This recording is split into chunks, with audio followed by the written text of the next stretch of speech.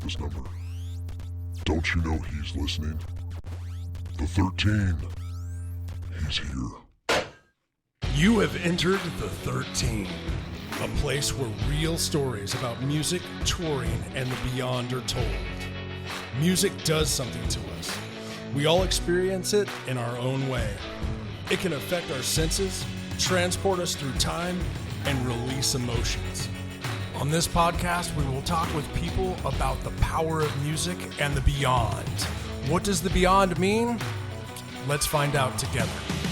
Turn on your metronomes because this time is about to be tracked. I'm leaving, motherfucker. Fucking out. Fuck this. Motherfucker's recording shit. You're good. What is going on, everybody? Welcome to the 13. I'm your host, Ryan 13. And today on the show, we have one of my greatest and oldest friends, Todd Diamond, on the show. He's a magician. He's a game streamer. He's a fucking jack of all trades. He's got it all on lock. And I love this guy to death. Todd, how are you doing? Welcome to the show. And thank you so much for coming on. Thank you, my old friend. You made me feel old with that introduction, but you know, we'll go with it. We'll go with it. I'm doing okay. How are you, man? I'm good, man.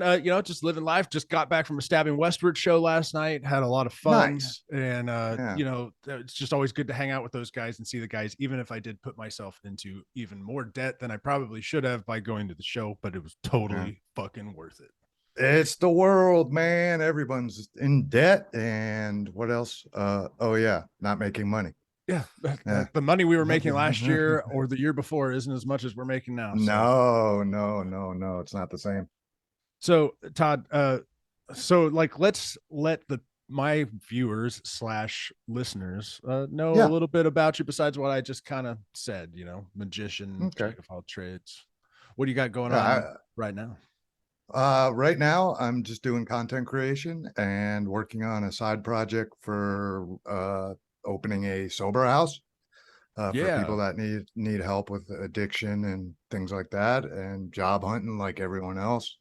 I get a residual income, very small, but I cut the streaming out about 2 months ago and just started doing shorts and editing and things of that nature. Right on. I started out for nobody that's knows me through your community. I started out when I met you, I was doing magic full time. Absolutely. And I did that for 20 something years. I think the last magic gig I had, last major gig, was I did Egypt in 2019, maybe. Okay. No, before the no. 18. I don't know. Okay. I did that for 6 weeks, went to Egypt, and they That's dressed me cool. up they dressed me up as a joker and had me 20 feet in the air doing my card act.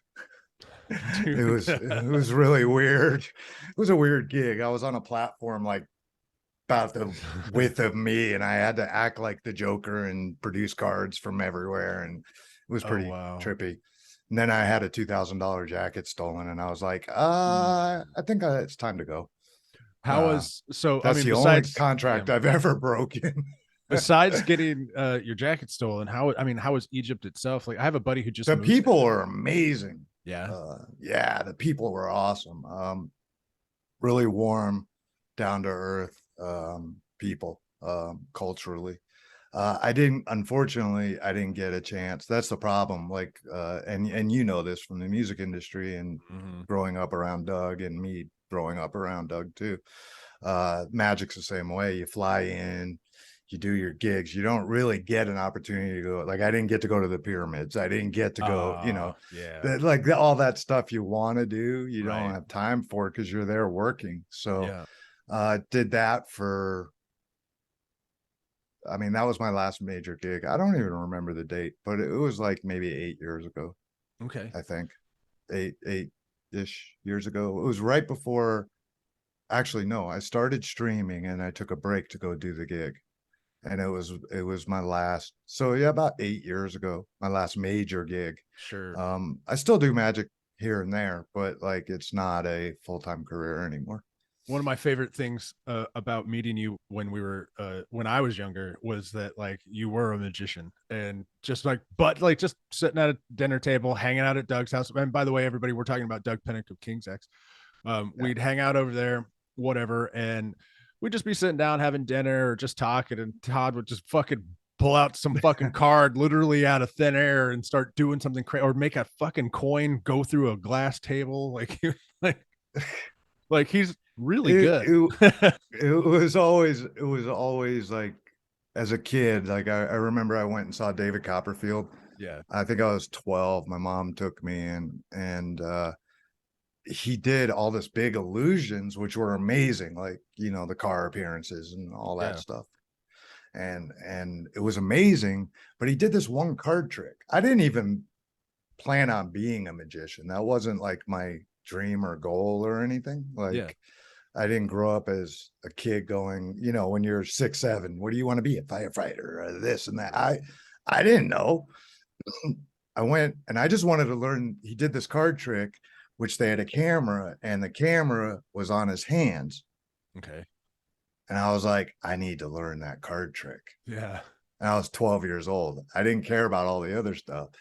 So in the process of learning all that card trick stuff, I went to the library, took out every magic book, went to magic shop, and they were like, you're too young. That's too hard of a trick. They were kind of dicks to me. Sure. The one in Florida anyways was. And it became an obsession to find that card trick. Well, in the process, I learned sleight of hand because I got fascinated with the concept of sleight of hand. Yeah. So when I was 19 or 18, I don't remember, I got hired at Disney World. That's the first time I met a magician. Oh, wow. Yeah, that was the first time I met a magician. And I was like telling him I dabble, right? I've been trying to find this card trick for years. And he goes, well, show me something. And he went, that's what he did. He was like, why don't you have a show? I'm like, I don't know. Oh, I had never thought about it. So I started creating a show with his help and learning. Oh, cool. And then when I moved in with Doug, actually, I met another magician in Houston, and he taught me how to put together a birthday party show and for kids. And so then I started doing that, and it got busy. Yeah. I started getting really busy, and I think I met you a couple years later, and I got really busy, and it became my full-time career. I was doing birthday parties for 3 to 5 a week, and doing restaurant work, and ended up at, I don't know if you remember Magic Island. Yeah, that sounds super familiar, but I don't know if it's kind of like the Magic Castle, but it was in Houston. Okay. Before the hurricane wiped it out. Oh yeah. And so I ended up getting involved with some people there, and I ended up working there a few times. And so I kind of honed my skills actually living at Doug's, to be honest. You know, doing the stuff like I did with you, or like when Ty and Jerry were over or whatever, like I was honing my skills with it, and I already had the concepts of putting shows together based on the gentleman that I met in Florida that when I was working at Disney. And so it just kind of escalated from there. And then, you know, I met my ex-wife, and kind of all went from there basically, and ended up with TV shows in Indonesia. Yeah, I know I have a DVD of you doing magic somewhere around here. Like, I don't, dude, burn it. I need it. I don't even have anything of mine. I mean, I have a promo, but that's it.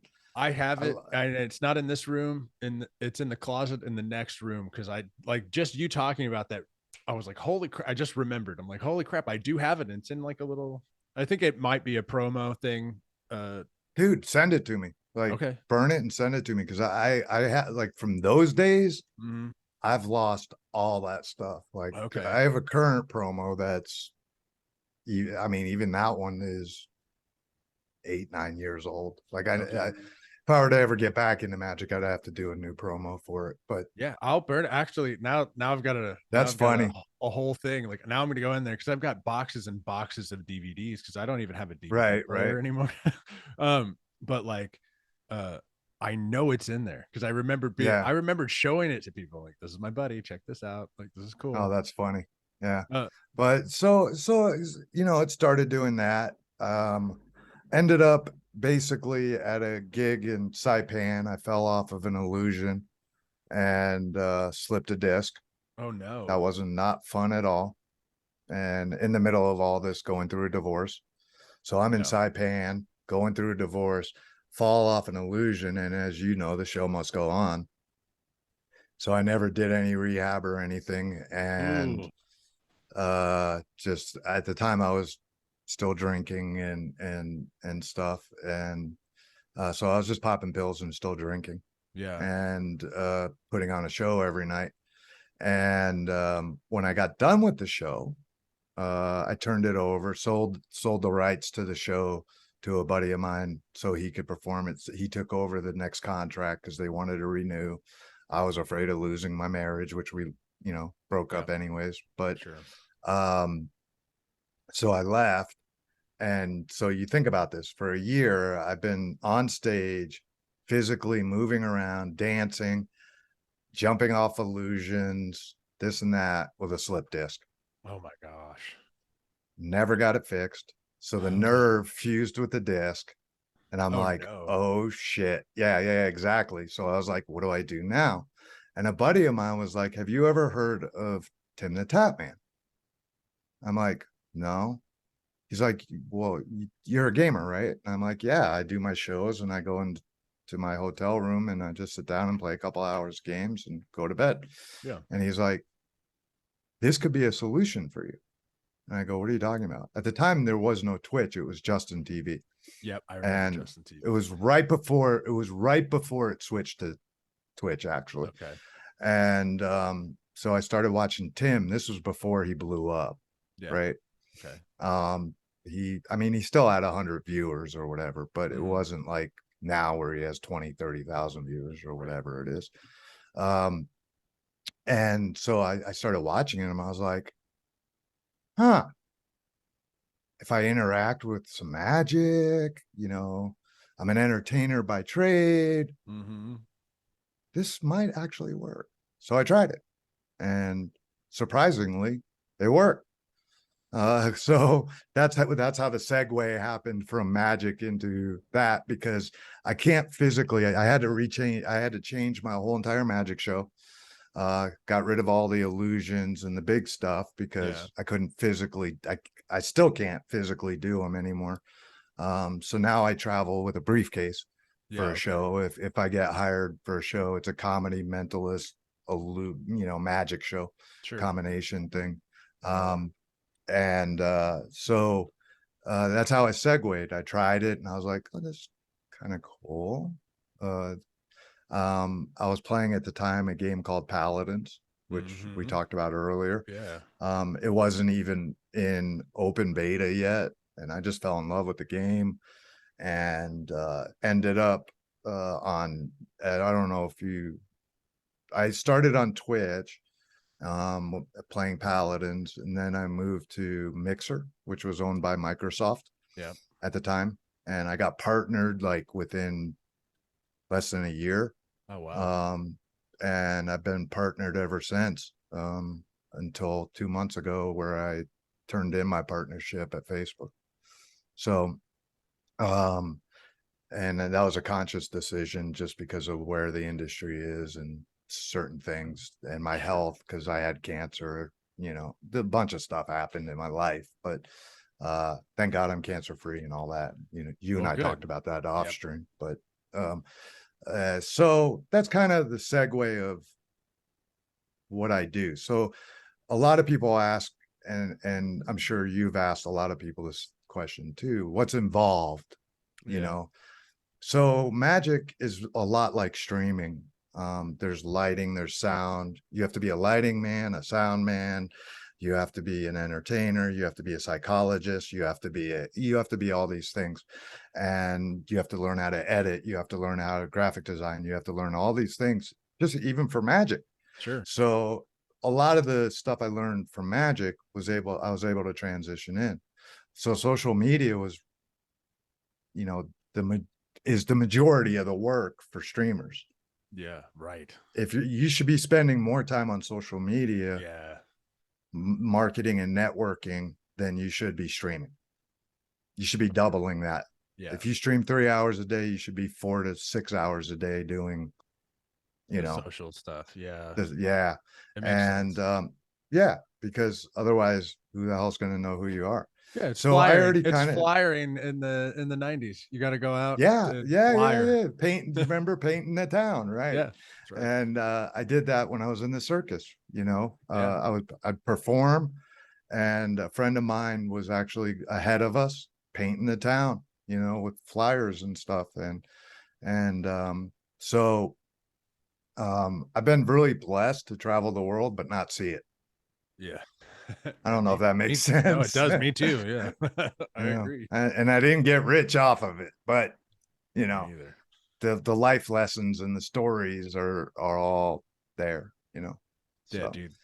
That's that's me fucking in a fantastic. nutshell. Oh yeah. Dude, And so to do all that, you have to go through 2 divorces to get apparently- good at anything. Just saying. just two. Just two. I'm not going through any. Staying with this one forever. Yeah, you've been very blessed in that area. I've been very, I've been super blessed in that because there's been a lot of times when I think that our relationship hasn't been so strong. But what's been great is that my wife is a trooper and willing to figure out how to make it work, and which is, I think I am too. And so what's been great about it is us actually just whatever the differences are, like being able to like stop. What's that rap song? Stop. Something and listen. Dun, dun, dun, dun, dun. I'm back. Vanilla Ice. Vanilla Ice. Yeah. Is that Ice Ice Baby? Ice Ice Baby. Yeah. So we're able to do that. Listen. Yeah. Right.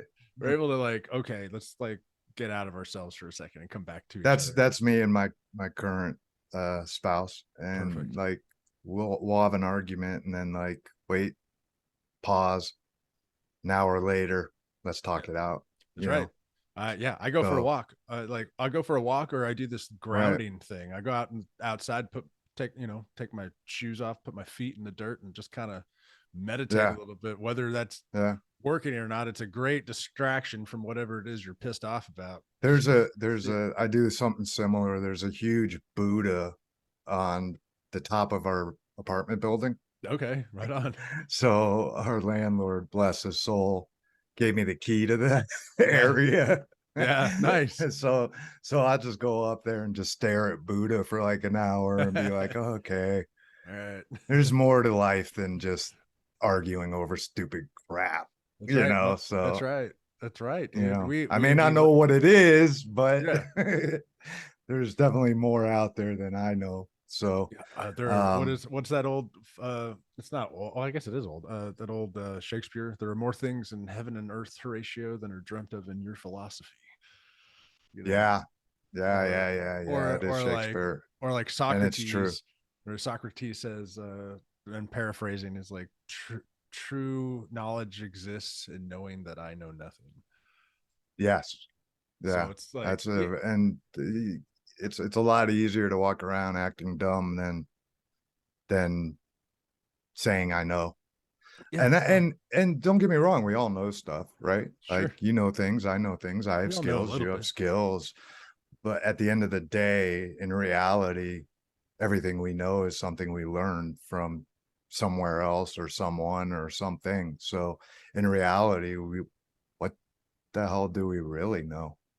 It's like we're in our nothing. Like the James Webb telescope is now proving that even the people who thought about the Big Bang Theory like are probably wrong. Like shit is way bigger, and they're finding universes, or not universes, but galaxies that are like, there's no way that's that old. It can't be that old. and it's like Right. as There's old as the universe is. there's a I don't know if it's still on Netflix, but there was a documentary called The Spirit Molecule. Okay, I'm writing this Write down. it, watch it. It's well, I'm sure you've heard of the drug DMT, right? Absolutely, yeah. Okay, DMT is not a drug. It's produced in your brain, right? Exactly. It's also produced in grass, every living animal, every plant, every Sure. tree, every single thing. And so science has proven the connection that way. And it is fascinating. And so, like, when I'm not gaming or editing or doing any of that stuff, 9 out of 10 times I'm kind of studying that stuff or listening to lectures on that kind of stuff because I'm just fascinated by the what is all this? Yeah. And I think that's the magician in me too. Like I have a friend that keeps sending me videos of UFOs, and I'm Oh, yeah. like, but that's edited. Right. How do you know it's edited? Look at Because it. that's what I do. I know how Yeah. to edit. You Yeah. know, and does that mean there aren't UFOs? No. Sure. I'm not claiming there isn't. There could be, Sure. I'm just saying that one was edited, I So know. like I I'm know fascinated by all that stuff. Plus, I I know. grew up around Doug, so Of course. Oh, dude, Doug's stories are crazy now. Like yeah, he has some really crazy stories. in the I don't when have he came on anything the that when he came on crazy. the show at the very end of it, we've been talking for like an hour and 20 minutes or something. At the very end of it, he's like, I was abducted by aliens. And I'm like, all Yeah, right, everybody. So we're gonna yeah, talk about this later. And I yeah, want to, but it was like, I was like, oh my God, why didn't we bring this up at the beginning? yeah. I know that story too. He's told me that one, and then he. Well, we're not going to talk about that, but he told me another one where something like that happened. The only weird thing ever happened to me, and I'll never forget it.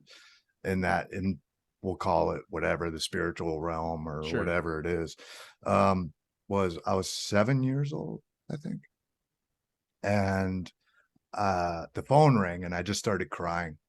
Oh, okay. And then all of a sudden, I hear my mom screaming and crying, and I'm at the steps, and my grandfather passed away.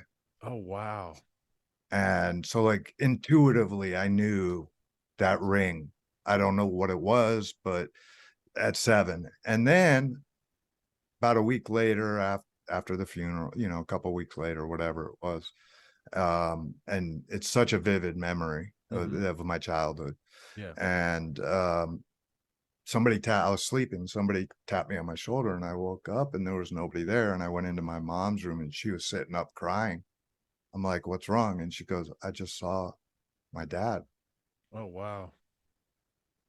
And I was like 7 years old, and like, did he tap me on the shoulder Wow. to come and comfort her? What was that? You know what I Yeah. mean?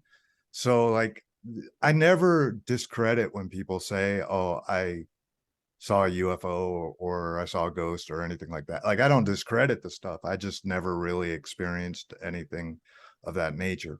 Sure. A few months ago, I thought I saw, well, no, I not thought, I saw something in the air moving that was not an airplane because of the way it was moving. It was going like this. Okay.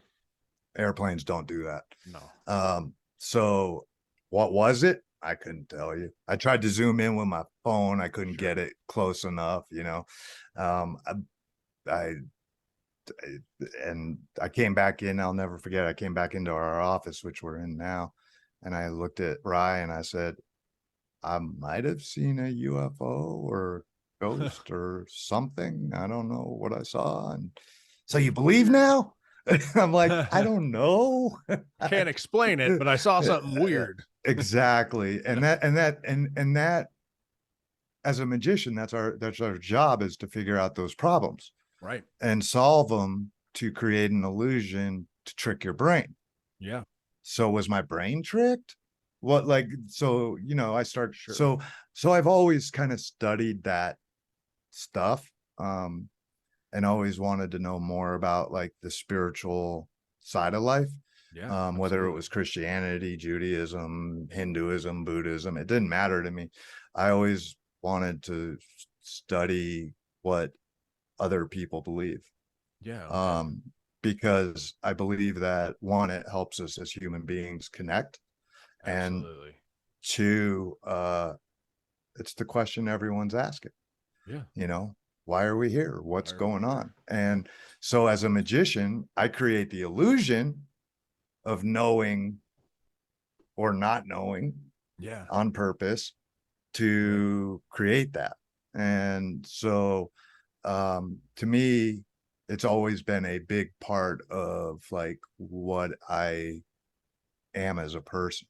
Nice. To me, Yeah. a magic trick was never just a magic trick. It was always like, what's the psychology behind it? Okay. Yeah. Do you Yeah. know what I mean? I do. Like, Yeah. yeah. So like, like if I take a coin and put it in my hand, it's in my hand, right? Mhm. If I take another coin and put it in my hand, it's in my hand. If I do that 3 times, your brain will believe on the fourth time it's in the hand. Right. Already fooled you. And I Yeah. didn't even do a trick. You know what I Yeah. mean? Like, because your brain, that's the way our brains are wired. So I've Yeah. always been fascinated with that kind of stuff. So the non-knowing is a big part of it, So I don't know. That's Dude, kind of where I'm at with that. I love it. I've seen there's been two times, well, there's been probably multiple times, but two times that stick out to me that I saw something in the air. Um, and it was like, I mean, it was a UFO. I can't explain it. As an unidentified flying object. I do not Right. know what the fuck it was. 1997. I'm going to go over this briefly. I've said it in a few of my other episodes, so any listeners Right. may already be like, "Come on, Ryan, you've told the story a billion times." But Well, I'm doing that right now in my head. so you're like, I've already heard this. Stop I've already heard it. it. But anyway, I'm just for the people who haven't heard it. 1997, me and my buddy Chad walking through a cow field after checking on my buddy who got into a 4-wheeler accident. He had gone to the hospital, so we went to go to his house. We snuck out of my parents' house to go see his brother to see what he had found out at the hospital about our good friend. And this was Big Mike was the guy we were going to talk to about his brother. Big Mike was in Right. Razor 13. And Right. Anyway, How is it? I think Big Mike's doing pretty good. We'll touch on him in a little bit, but like, Okay. so anyway, we go out there. We walk through this cow field. He's not there. He's still at the hospital. We go to Chad's house, grab a cigarette from his brother, and decide to walk back through the cow field. We light up our cigarettes and we're walking. It's like August or something. It's so the ragweed's out. And ragweed's got those yellow flowers all over it, but you can't see anything. The only thing we're doing is following a trail that I've made by walking through this mile-long cow field for years. And that way we don't step in cow shit, So like, Right. we're just face down. It's dark. It's 1:00 in the morning, and all of a sudden to the north, this light shows up, and the whole cow field is illuminated, and you can see all the ragweed. Whoa. You can see all the flowers. And I look at Chad and I look up and I look over to the north. And the only reason I know it's north is because I-10 was that direction. And I look up and there's just a light and you can't see what it is. Whatever it is, it's just fucking bright. And it's like the sun rose from the north. And if you ask Chad McKinney about this, he'll tell you the exact same story right now. I mean, I'll call him on the damn phone. But like, I'm like, what the What's fuck? going on? And he goes, what the fuck is that? I go, and Men in Black had just come out. So it's right in my head. I go, it's fucking aliens, dude. We take off running. It's fucking aliens. Gotta go. And I'm running in front of him. I stop, Yeah. I don't know, halfway through the cow field because we're jogging. We're running really fast. Right. And I stop and Chad goes past me and I go, dude, what the fuck is that? He goes, you're right. It's fucking aliens, and runs right past me. And anyway, then we get to my house. That's amazing. We sit down in the there's a circle in front of my house. What do they call it? A cul-de-sac. And it's a dirt road though. And we sit out there for 20 or 30 minutes trying to figure out what we had seen. And right. I'm like, dude, we better get back in before my parents realize we've snuck out of the house. And so we go walking through the driveway. My parents' driveway is like a little L. And so we're walking towards that bend in the driveway. And I said, Chad, I don't think we should tell anybody about this. because there's a fucking guy standing in my driveway. And then Chad goes, I see him too. And when he said that, we fucking turned around and bolted the other direction. There was a thing and it was all black and you couldn't see it. You couldn't see what it was. You could see that it was a shadow and that it was short. And Wow. I thought I saw some other shit too, but I think it was just like lighting. But that one, because he didn't see that, but he saw the black The figure same dude. standing in the corner, right in the. And when we started talking about it later, I was like, it was right in the corner. He goes, yeah, it was in the corner of the L part of the driveway, and it was just standing there, and you couldn't see eyes, you couldn't see anything. It was just black. Wow. Then we take That's off. trippy. Then we take off running, and we get to a place, and we stop again. And I'm like, what the fuck was that, dude? Were we seeing stuff? And he was saying the same thing. And then all of a sudden we heard footsteps. So, and it's on a dirt road. So then we start running again. So we run all the way to the major highway. And granted, we're in like junior high at this point, 97. Right. So maybe high school. No, junior. Yeah, just about to be in high school. We run to the major, not highway, but it's a FM 1463, which is a major road, but nobody drove on it back then. Anyway, we run all the way out to that out there. And then all of a sudden we start hearing this like this weird fucking sound, and we're kids and we're freaking the fuck out. So we make the decision, we're running down this major road like at 1 a.m. in the morning, and which was a big deal. If you're in junior high, you don't fucking ever get on the, I mean, nowadays kids don't even go outside and play, but back then, kids are too busy doing this these days, right? So back then we fucking run down the road, and we hear the footsteps again, and then we run back into the cow field. This is such a long story. I'm making it too long, but anyway, there's actually way more to it. But the long story short, after it was all said and done, weeks gone by, and me and Chad are analyzing the story. We're talking with people. Gabe gets out of the hospital. That's our friend who got hit, that was in the 4-wheeler accident, and he tells us his story about dying. And they put him into a medically induced coma the night me and Chad witnessed this weird thing. And oh wow, we still I don't even know how to put this all together. I'm just explaining what happened. And like, right, he tells us about his journey and what he saw on the other side, or what he thinks he saw on the other side, or whatever, maybe his DMT journey per se, you know what I'm saying? And like, we're sitting here going, the noise that fucking thing was making, that black figure, was the same noise Gabe was making when he was laying on the ground after the 4-wheeler landed on his head. It was the noise of Gabe in pain, like fucking dying. He was also laying in a fire ant bed, and we couldn't move him because he four-wheeler just fell on his, I mean, the 4-wheeler went up through a tree and then landed on him after he fell off of it. And then, I mean, we couldn't move the guy, so he had to stay in the fire ant bed. He was making this anyway, same noise, same fucking noise.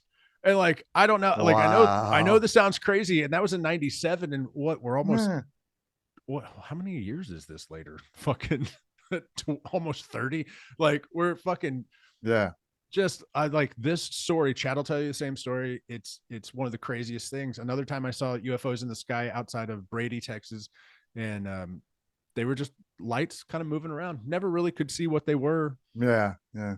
But there's weird stuff that happens. Is all I'm saying. That you can't explain.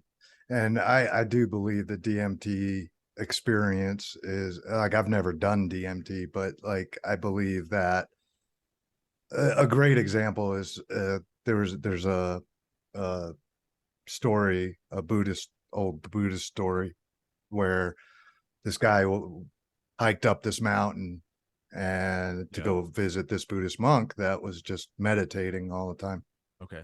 And the guy brought a crap ton of acid with him and sat down, finally got up the mountain, sat down and said, "Would you take some acid with me?" And Buddhist monk said, "Sure." And kept an hour later, "Anything going on?" "No." Buddhist monk said, "No, nothing's changed." "No." He, like 30 hits later, Buddhist monk was just still normal. Nothing affected him. And so through DMT and meditation, you can get just as high as you can on if you practice it. Right. We weren't taught that as kids. We weren't taught how to silence the mind. We weren't taught how to tap into the pineal gland and the DMT and all that stuff that's the organism of life. And Yeah. and so when I hear experiences like what you were telling me and things like that, that's amazing, because that's a connection. Whether it was real or not doesn't Right. matter. It's that connection of that universal thing, and that nobody can really explain or truly understand. Scientists have created certain things, to, like, again, spirit molecule. Watch it. I It's can't wait. I got phenomenal. it circled right here on my notepad. Freaking phenomenal.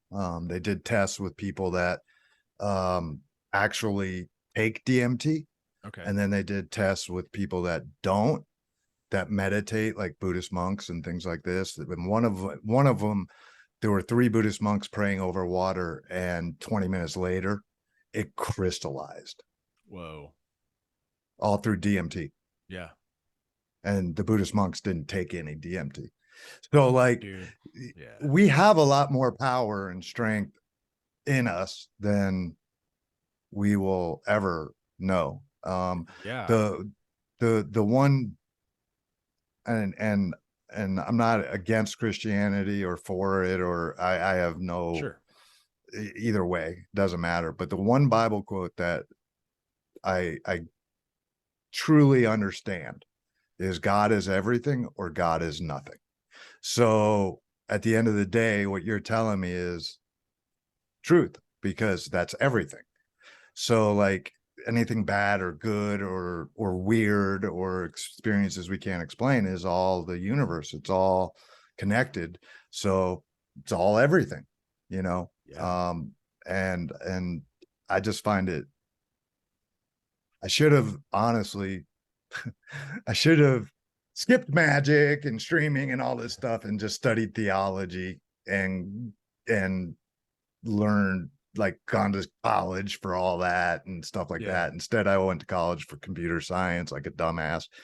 But I went for audio engineering. Yay. yeah. So, like, but like, to me, that stuff is just amazing, Dude, during, so, like, you're mentioning things that are bringing up other things in my brain that have happened to me on acid. And I haven't taken any of this shit in years. I don't do hallucinogens, even though I do think about microdosing mushrooms, but I don't even know the people. Besides go wandering Yeah. in a cow field, I don't know how to find them. But back in the day, most of it was just drug induced fucking acid activity, Right. just people being stupid, whatever. But there was a couple of times when this is what made me be so in love with hallucinogens back in the day. I'm still in love with them. I can't take them anymore. My brain will break. But somebody Same. said, I think it was Ken Kesey or somebody that said, like, once you've opened the door, you don't need to open it anymore. You don't need to keep taking acid or mushrooms or anything. You've opened it. And so the same thing goes for, like, what you were talking about with the Buddhist monk. Same thing. It's like the door was already open. So wasn't affecting him. He was like, my door's open, dude, and one time I was with Andrew Weems, and I'm calling you out, Andy. He's a fucking great scientist, and it's okay. I'm sure he's cool with it. But him and me were wandering around through the woods on acid, and we did all of this crazy stuff. And I could go into all the crazy stuff that happened. But at the end of the trip, we were listening. All of a sudden, we were in my garage listening to music, and it was like, that's probably Pink Floyd or something, whatever some kids on acid listen to. But we were listening to music, and we were laying down, and neither one of us knew how we got there. And I was like, I sat up because we were coming down off the trip, and he sat up, and I was like, dude, why did that happen? Did that happen? So all of our journey through the woods, running through the muck, and it was a huge journey, was all in our fucking head, like we woke up and I was like, Yeah. and we experienced it together. And we both Right. at that moment were like, dude, like that was all we didn't even leave the garage. We just sat here and listened to Right. music Right. and went on this journey together. And then I turned the lights Right. on and our fucking jeans were covered in mud. So we did go on the journey, but how the fuck did we end up back in the garage? Anyway, there was some weird, there's some hallucinogens. So Yeah. The thing is that we have that built into our brain, right? So Yeah. it's like, but I forget what it was. What is it? We only use 10% of our brain. right. So Something like that, yeah. something like that. I don't Yeah. remember the exact amount, but like if there was a study done years ago on a Buddhist monk, and he's using 38% of his brain. Oh shit. Guy's never gone to college. Yeah. All he does is pray and meditate all day long, and does farming, and that's it. Wow. That's it. That's and he wild. uses more of his brain than we do. So it was like, huh? Well, What like did we how miss? how we does miss? sorry, my camera was Oh, focusing out weird. How I was like, are how you do we waving? no, Oh. like it went out of focus. But like how so like how distracted are we by life? Like Constantly. we got so I'm especially now with the fucking phones and Yeah, all the we stuff. it's and don't get me wrong, I'm on social media. Me too. Um, Oh yeah.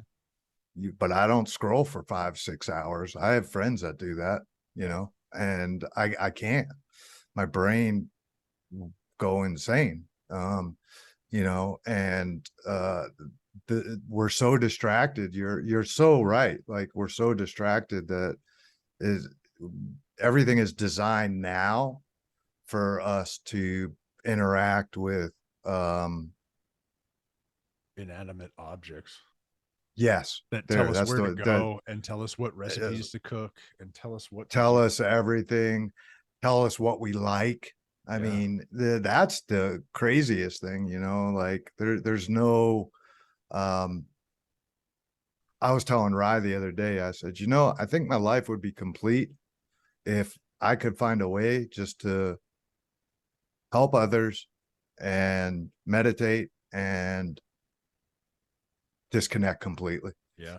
And she looked at me and went, you really want to do that? And I go, yeah. She goes, I don't think I'm ready. And I went, because there's an age difference, Yeah. Sure. and so I'm like, I get it, I Yeah. understand, but I remember the days of kids playing in the streets. Yep. I mean, I remember those days vividly, and like a cell phone didn't consume us, Google didn't consume us, Facebook didn't consume us, Instagram didn't consume us. I mean, people are getting famous for doing nothing. It's Yeah. like the weirdest world there is, and I watched it all change, and Doug watched it change a couple more times than I did, right? Sure. Like, Yeah. so, well, not a couple. No, yeah.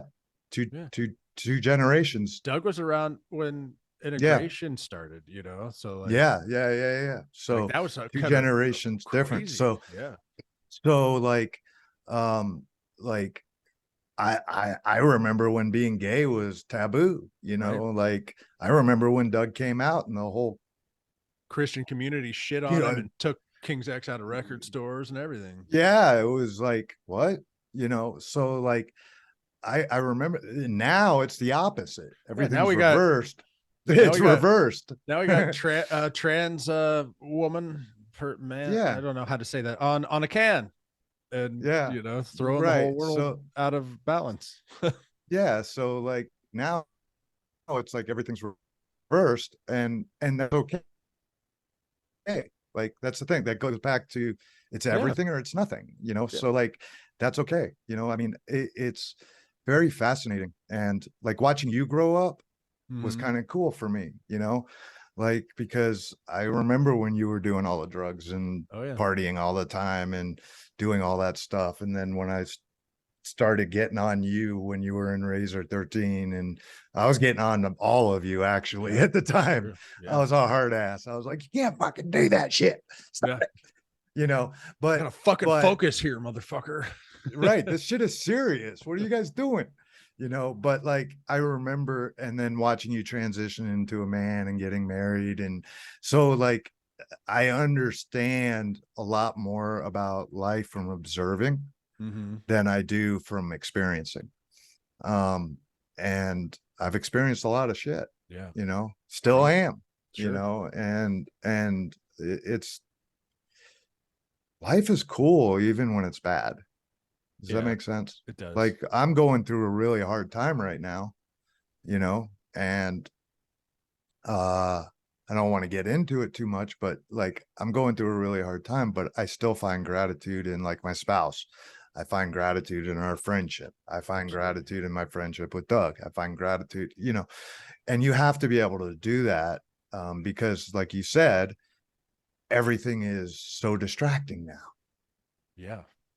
I mean, I could be talking to somebody and they're sitting there playing on their phone.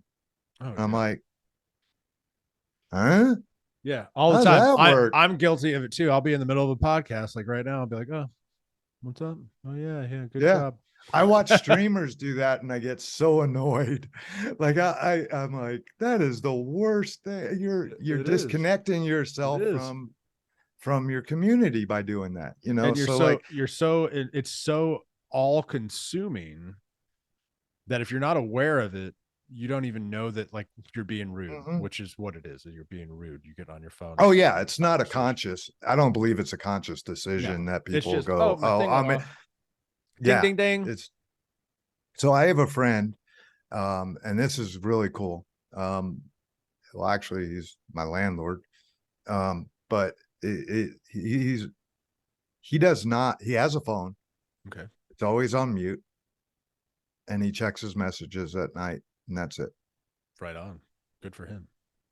He won't engage, and he won't do it because he doesn't want to be distracted from where he's at in the moment in this time. Like right now, like before we started, I go, oh, let me turn my phone off, you know, and mute it, and because I don't want to be distracted. I want to be with Ryan, my friend that I known almost 30 years, you know. So like actually I have known you 30 years. Yeah, dude, we met in 99, I think, right? Yeah. So yeah. That's about right. Holy crap. So oh no, I met you when you were 16. So 98, 99, 98. Whatever that is. Almost 30 years. Whenever high school started. At the time, because like I had already met Doug briefly, and then I met you, and then so I mean pretty damn close to 30 years. I was like 25 for sure. Oh yeah, definitely over 25. But so I'd rather, me personally, and this might be my age, I don't know, you know, because I'm 11 years older than you, but like I'd rather connect, you know, than disconnect. Well, me too. Because to me, that's a disconnection, and COVID made it worse. Way worse. Obviously, fucked me up, dude. Mentally, COVID fucked me. Not getting COVID, but the pandemic broke me. I'm just now starting to get out.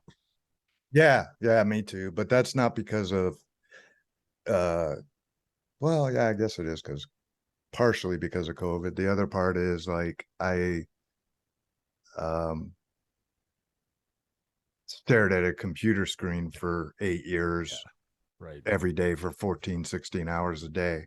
There was no balance. If you want to be successful at anything, Doug said it to me when I was 19, 18. He goes, if you want to be a good magician, you have to dedicate your life to it. Yeah.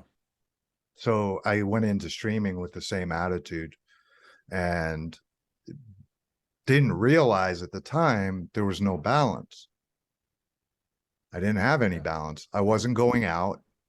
I mean, literally, I was making good money at one point as a streamer, and I wasn't going out. Everything was ordered in. I mean, it was nothing mattered except streaming. And it was the same way with magic for a long time too, until I got to a point where I could find the balance. Sure. But the world is just lost its mind. Yeah, dude, it has. That's that nobody wants. It's all instant gratification now. People are getting into content creation and streaming thinking they're going to be rich. They don't do it because they love it. They do it because they want money. There's no passion anymore for anything. I'm reading articles of people quitting jobs, and I'm sitting there going, you're quitting because your boss asked you to work on a Saturday? Yeah. What? Yeah. Are you kidding me? Yeah. I run into I'm this trying to all the get a time. job. I'm trying to get a job. And I'm sitting there going, I'll work 7 days a freaking week. Yeah. You know what I'm saying? Yep, I do. And I'll work 10 hours if that's what you want. 12 hours, 14 hours. I don't care. Because and I'll go back to that quote. If it's everything, it's everything, or it's nothing. Yep. So I have to choose. I'm very blessed to say this. Every spouse I've ever had, except for one, I'm still in contact with. Okay. Right on. So like Heather, yeah. my ex-wife Heather, my ex-wife Rhonda, like Heather, not as much, but like once a year or so we'll catch up, Yeah. My first wife, same, we talk once every few months, Sure. So like I've learned to accept things as they are versus what society thinks they should be. Right. You know what I mean? And so like you have to consume yourself, in my opinion anyways, with passion for what you love, not a job. In other words, if you have a job and you love your job, that's great. If you have a job and you really are passionate about it, there's a big difference. It's true. So I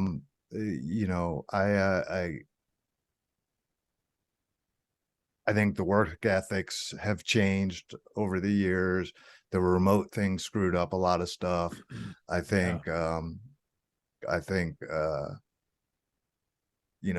know for entertainers, COVID was the worst. It was horrible for musicians, magicians. It was horrible. I had friends that just lost everything because of it.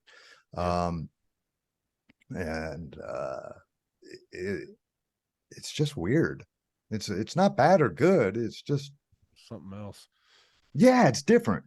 Yeah, it's the whole when the whole COVID thing happened, and I was watching the world, adapt to what was happening, or I guess adapt. Like put a band-aid over what was happening, Yeah.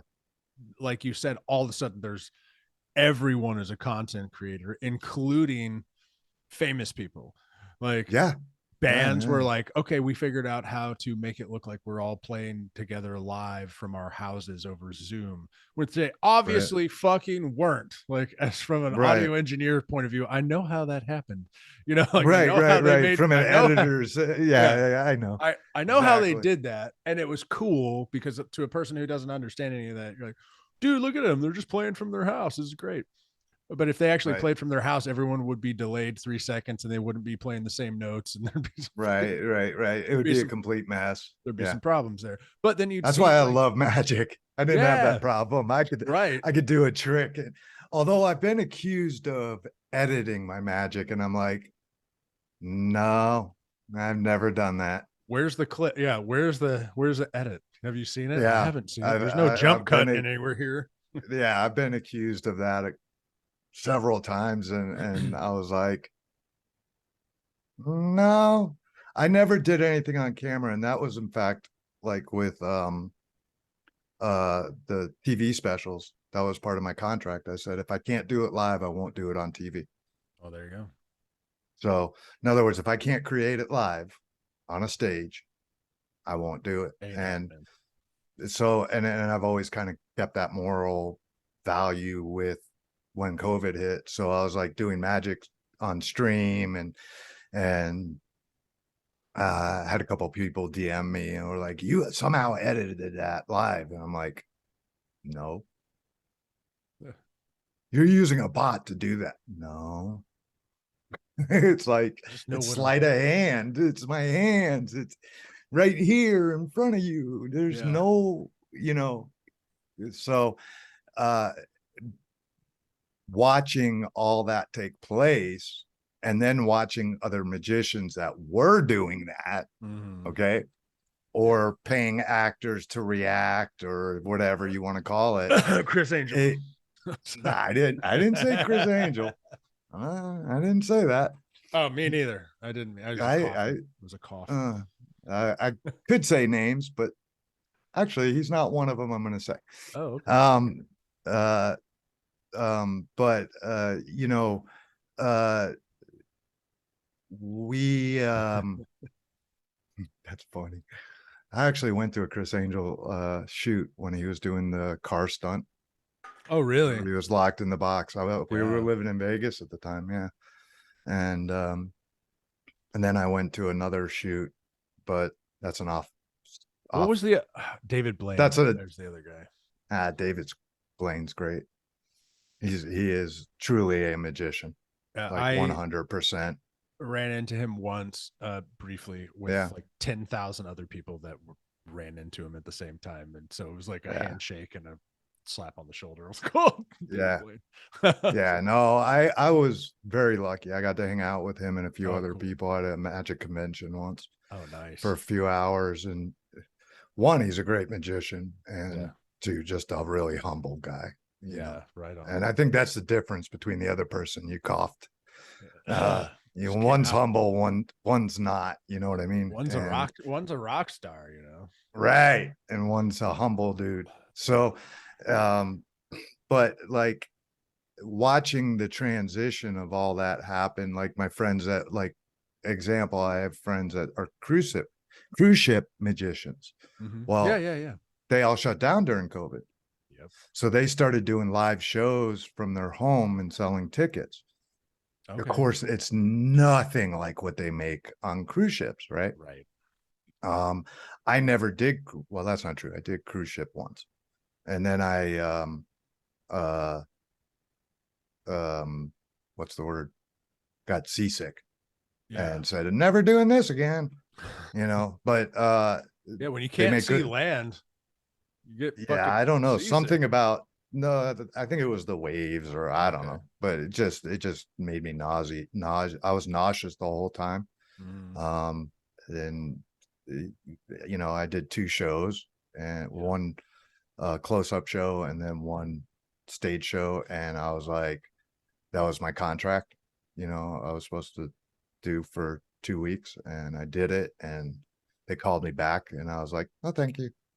I just was, and they knew I was sick the whole time. Like, they kept checking on me and stuff. So Dramamined up the whole trip.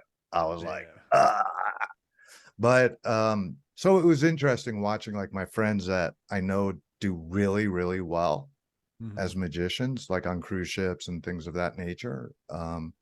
And then, like, I have a friend that consults for people like Copperfield, Penn and Teller, things like that. And he everything shut down. He couldn't perform anymore, so it was like, so he just went into creative mode, and started creating a ton of magic, that kind of thing. All right, so check out Expanding Reality, one of my favorite shows on the internet and on the airwaves. Brandon Thomas is a great friend of mine, and he will definitely expand your reality. And so will Todd Diamond right now with a magic trick, because I'm not asking, I'm demanding. Demanding? I mean, so I look like I'm a trained monkey. I'll tell you what. I'll tell you what. I'm gonna take a deck of cards, but actually, you know what? Screw that. We're not gonna do a deck of cards. We're gonna do one card. Okay. All right. Doesn't matter what card, because we're gonna sign it with with your name. Doesn't matter. So here we'll go with the. I'm trying to find one that's got a lot of. There we go. 2 hearts. All right. 2 hearts. All right. 2 hearts. All right. Only 1 card, 2 hands, and a marker. Okay. Okay. I'm going to sign right here. Had to do that first. Smells so good. Ryan. Ryan. 13. There it is. Okay. There I am. There it is. 1 marker only. 1 card only. Okay. Watch the marker. Oh, Oh, there it God, is. sorry. It's like an oil change. Watch. Don't do drugs, kids. That's right. That's bad. 1 card. Watch. Don't watch too close because I'm really not that good. All right. In fact, I'll tell you what, we're not going to use the whole card. Okay, we'll just use 3/4 of the card. How's that sound? Okay. All right. All right. All right. And to prove it's still your card signed, right? Yeah. I'll get rid of this piece. I'll just put it in my pocket for now. Watch. Okay. 3 pieces. Yep.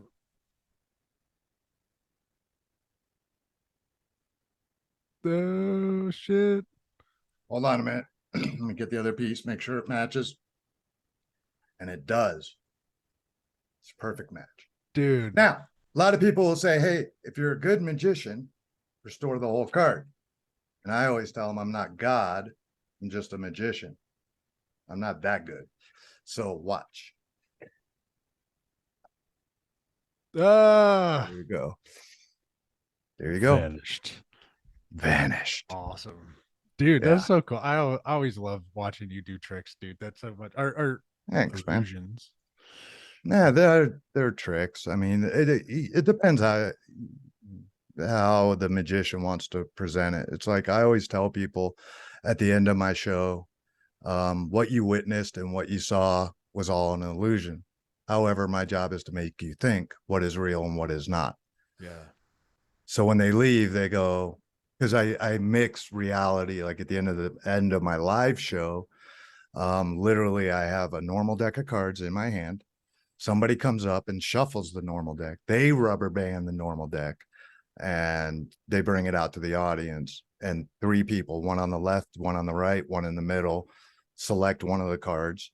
And my job is to tell them what the 3 cards are. Yeah. Okay. Now, wow.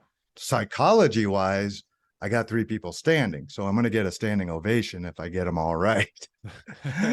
Right. Yeah, that's right. Right.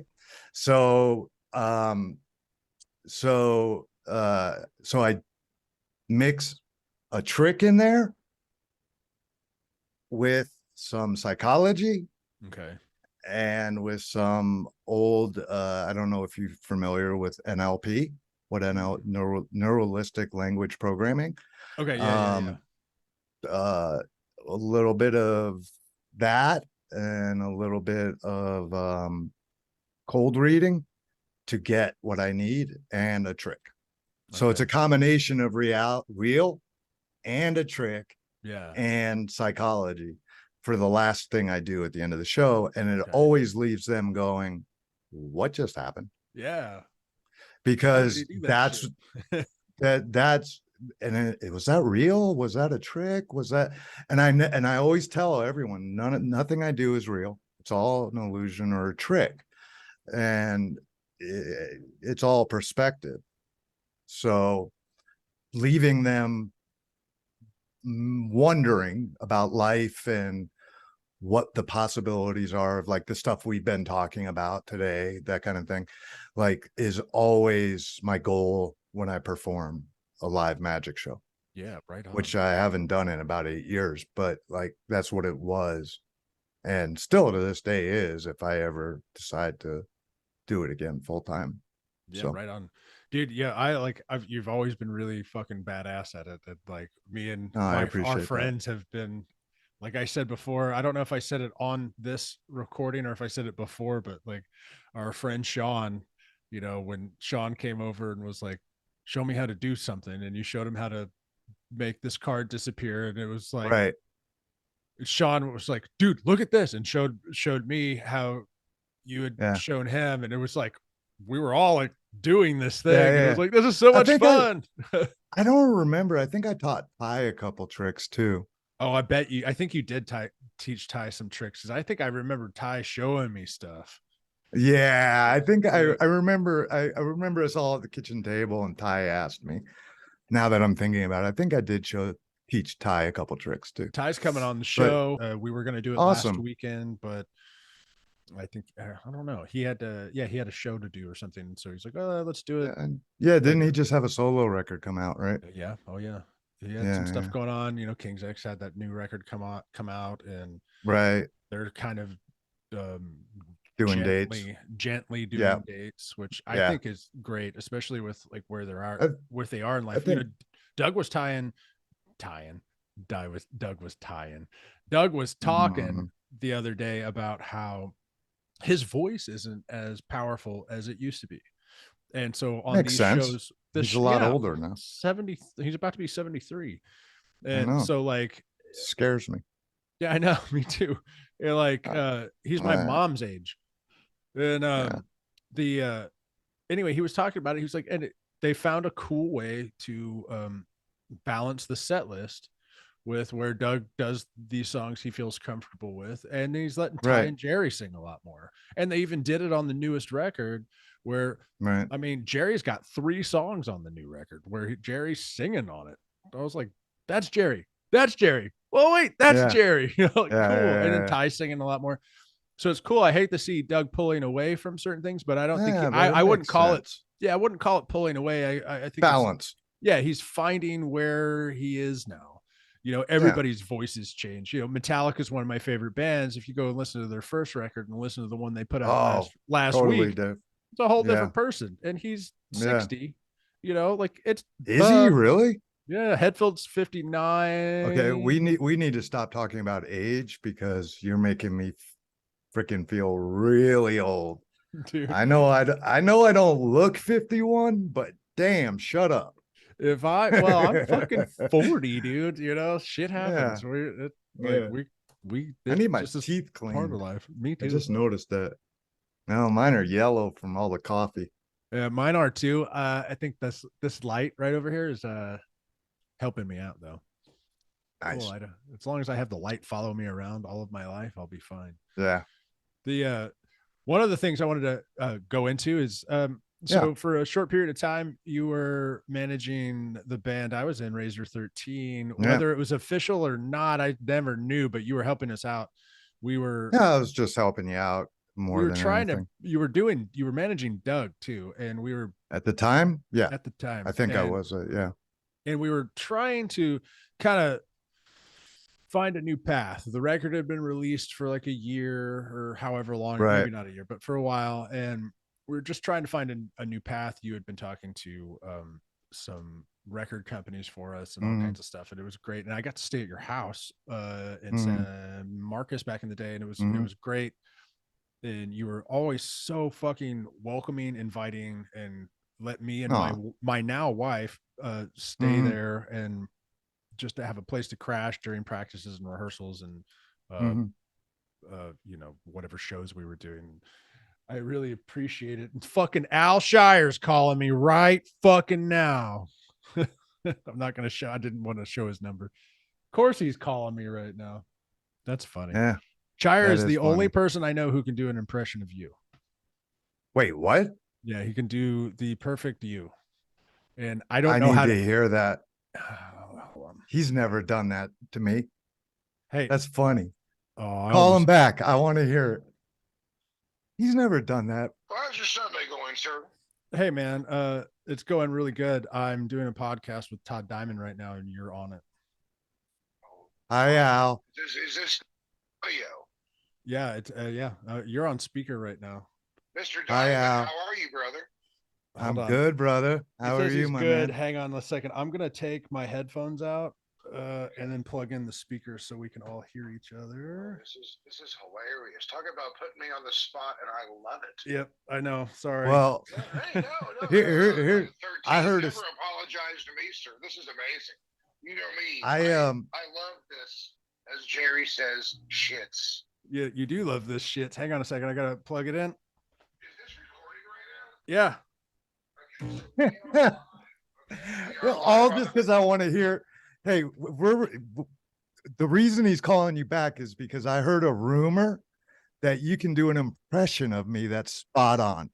Is this true? I used to walk up behind Doug and be like, God damn it, Doug, what the hell are you doing? and Doug turned around, he's like, Todd, Doug, we're not putting up with this shit anymore. Sounds like me. You know why? You know why I'm so good at this? Yeah. Why? Because we're both Jewish. Well, hey, listen, when I was working with Razor and I was working with Doug, in the management capacity and everything, I'm a hard ass, so like, yeah, you ain't doing this shit. That's stupid. Hey, Ryan, can you turn his highs up a little bit? Is there a way to do that I can hear him a little bit better? I'm like literally trying to take the phone and put you up Okay. next to the microphone and then and then when you're trying to hear him, I'm trying to throw you next to the speakers. This is ghetto DIY punk rock world. Yeah, this is punk rock. Yes. This is us Yes. recording some thrash metal tracks. This is where Airheads came from. Remember that movie? Oh yeah. Oh yeah. Yep. Ryan, you never gave me a disclaimer. You put me on the spot. I totally did, dude, and it's all my bad. I just really wanted the Impression. the impression. That's what I wanted. I didn't know you did it. I was in Doug's car in LA and he was taking me to see Steel Panther for my first time. And I was going through my first divorce and I was just trying to be funny. And there was one point that I was like, God damn it, Doug. He was just like, oh my God, you sound just like Todd. God damn it, Doug. And we just went from there. And then I used to just start messing with him. And like, there was a couple of times he actually thought I was him, and it was funny. It's funny. When Doug is in another dimension, it's easy to Confused. Is that the word? Yeah.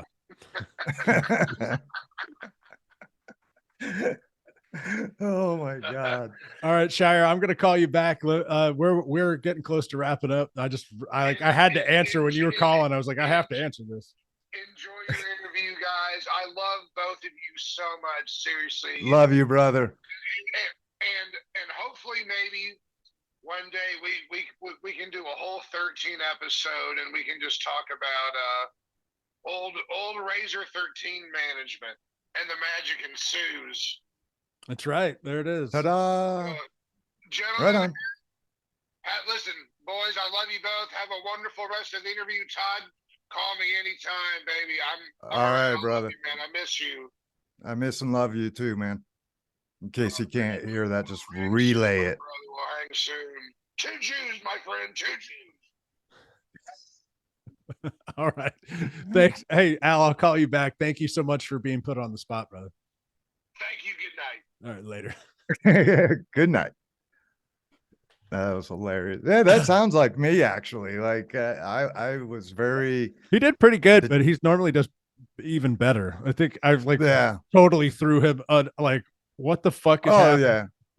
Yeah. But that's how I like when I was working with you guys and Doug. Like I would always be like, "What are you doing?" Because like, as in my opinion, as a manager or working with others, you want to be accountable.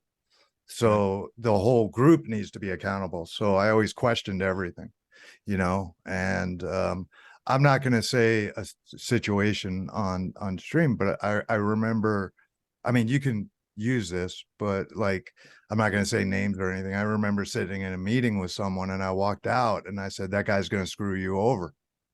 Yeah. And sure enough, several years later, they got screwed over by millions, you know? So, I've never been bashful. I remember sitting on a couch with someone.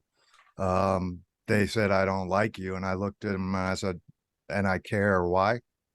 Like I've always been the guy that just is that way, you know? Yeah. So like, if I catch something or see something that's not efficient is a good word. Yeah. I'm just like, damn it, what are you doing? Right. You know, so God damn it, Doug.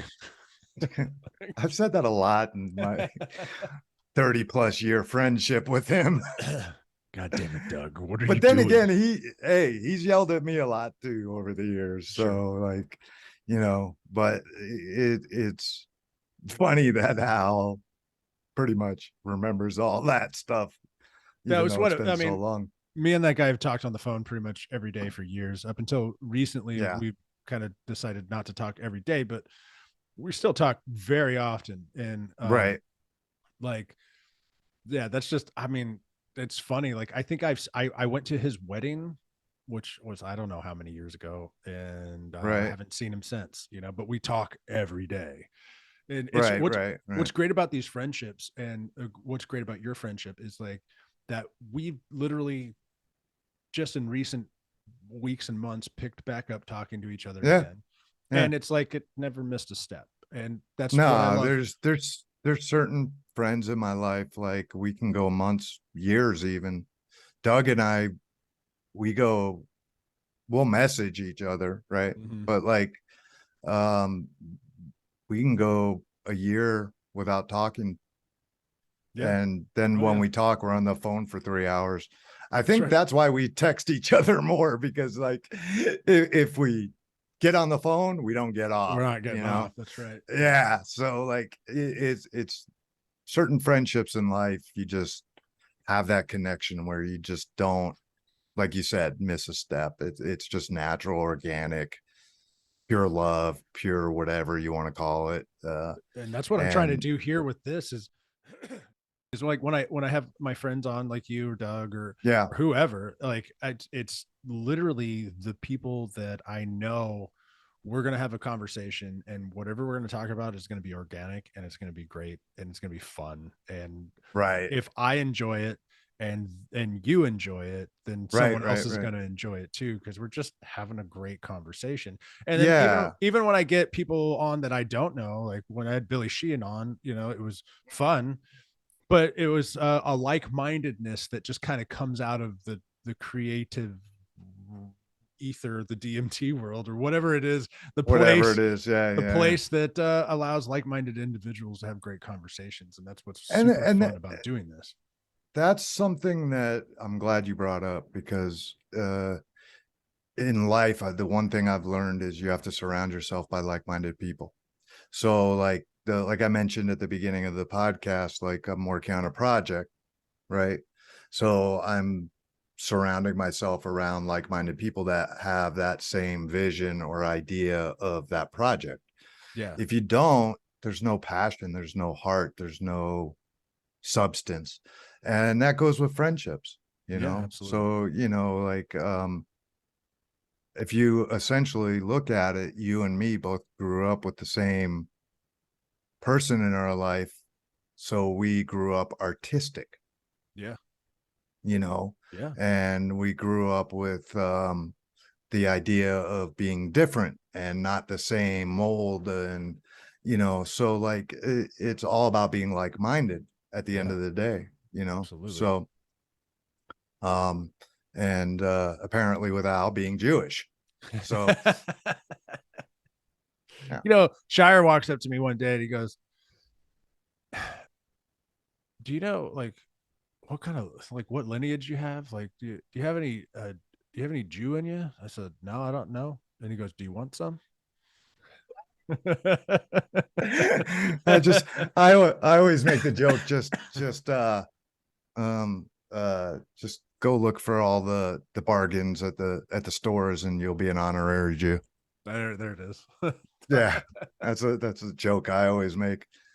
But you know, it's that's to me, that's the most important thing in life is your connections with others, you know. Yeah.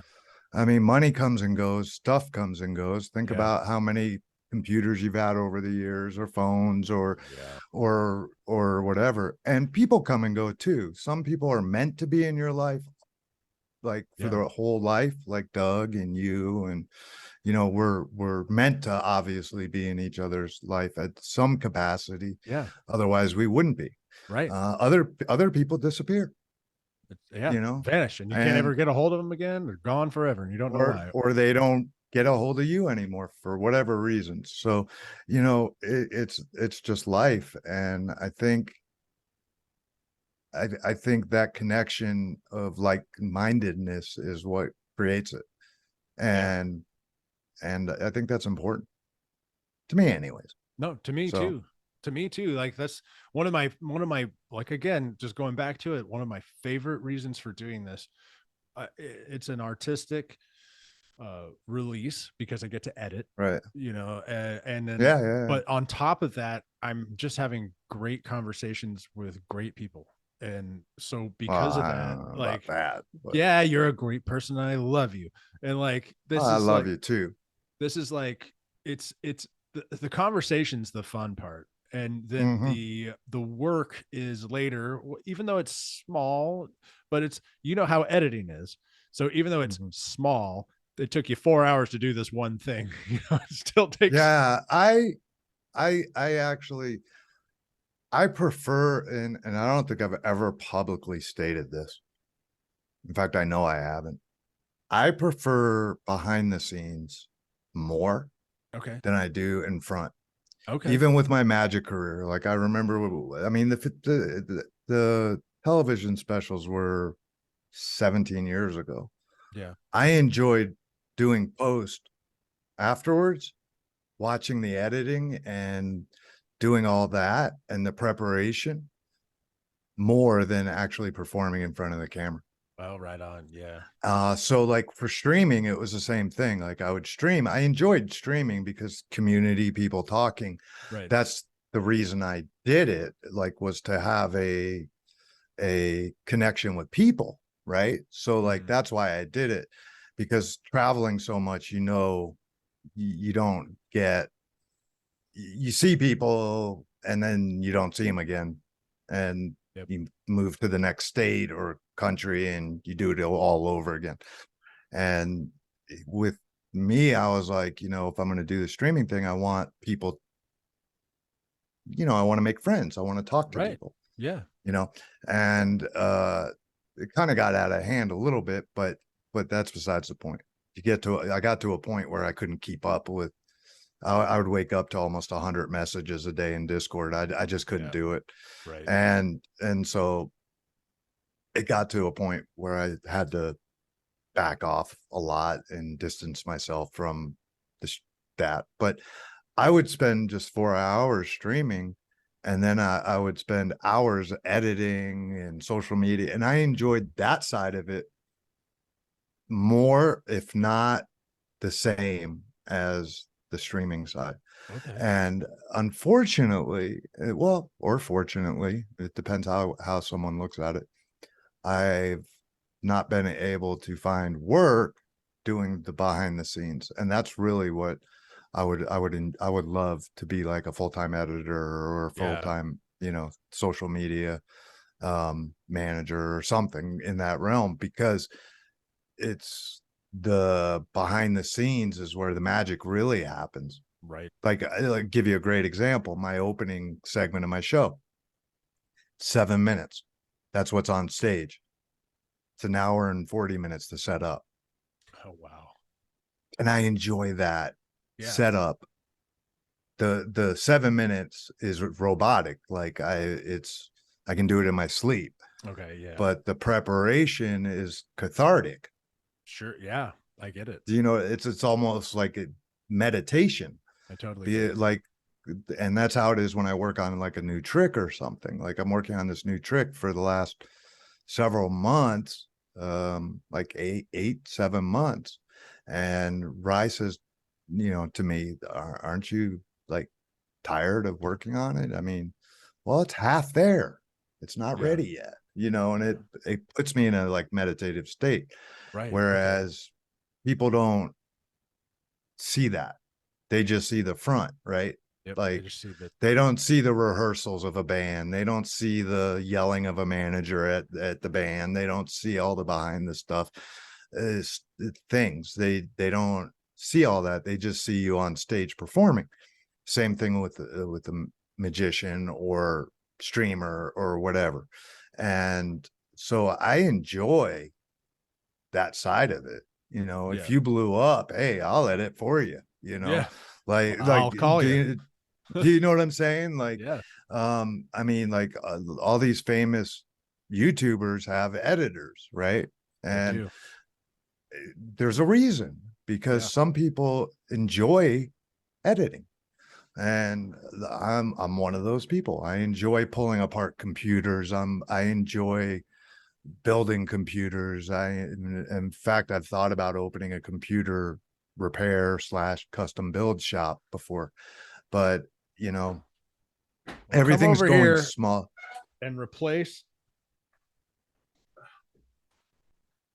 my stupid fan, because I got 3 fans that are working. Mhm. The fourth one, Mhm. that's because, you know, I got 3 blowing in and the other one's an exhaust fan. Right. Right. And so I bought this motherfucker. That's the Mhm. wrong fucking one. And it Oh, I have you got one 3 laying brand around. new. No, I have 3 of them. I used to use those. I switched to the ML because they're Well, quieter. So the reason I bought this is because somebody suggested that this was for my I did not build my own computer. I bought it. It's a cyber Uh-huh. power. And anyway, they got all the cool little lights on it, whatever. I used to use Alienware, but I realized how I still have an Garbage is. Alienware. Yeah, I have an Alienware Yeah. laptop, but yeah, I understand that thing. But Yeah. anyway, I bought this to replace it and took everything out, got it all Wrong out pin. and ready. Wrong fucking pin. You're in luck. Amazon. There's an adapter. Is that a 3-pin or 4? I think No, on your motherboard. Oh, I don't know. I think it's 3. And that's I'd probably a have- 4. That's and probably this a 4. I think that's 4-pin. They make This an does- adapter. Okay. Well, So I need to buy an adapter. you don't need me to I come was out there to do it. So pissed. I was like, Yeah. I pulled it all out and I got everything ready. I was like, yeah, let's do this. You can I'm gonna also do that. if you don't care about the lights, you can also pop it in without The lights. mhm. So in other words, the 4-pin, you only use 3 pins, and then the lighting won't.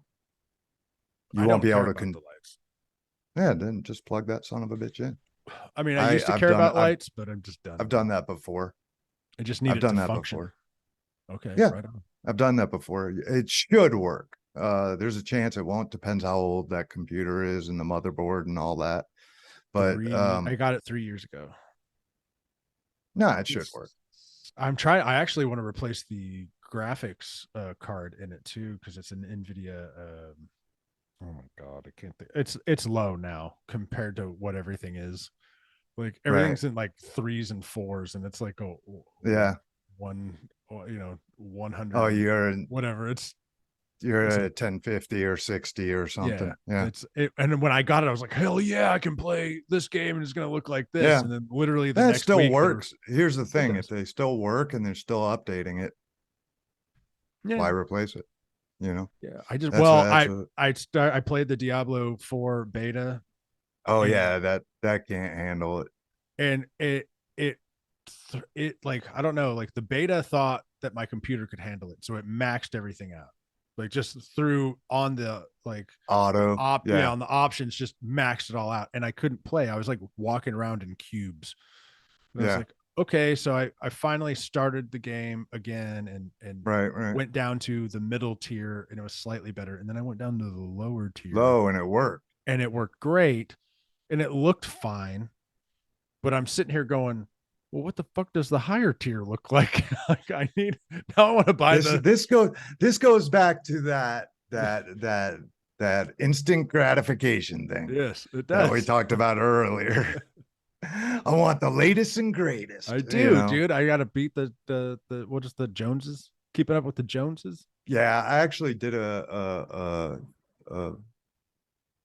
clip off of my live stream where in Fortnite there was, now the map's different, but like there was a place called the Joneses.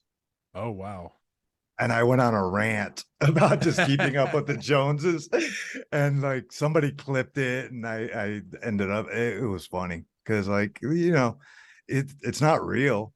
Yeah. If you keep up with the Joneses, you think about it, you're going to be 80 grand in debt with college. You're going to be 200 grand in debt with a home. You're going to be the biggest, best new TV.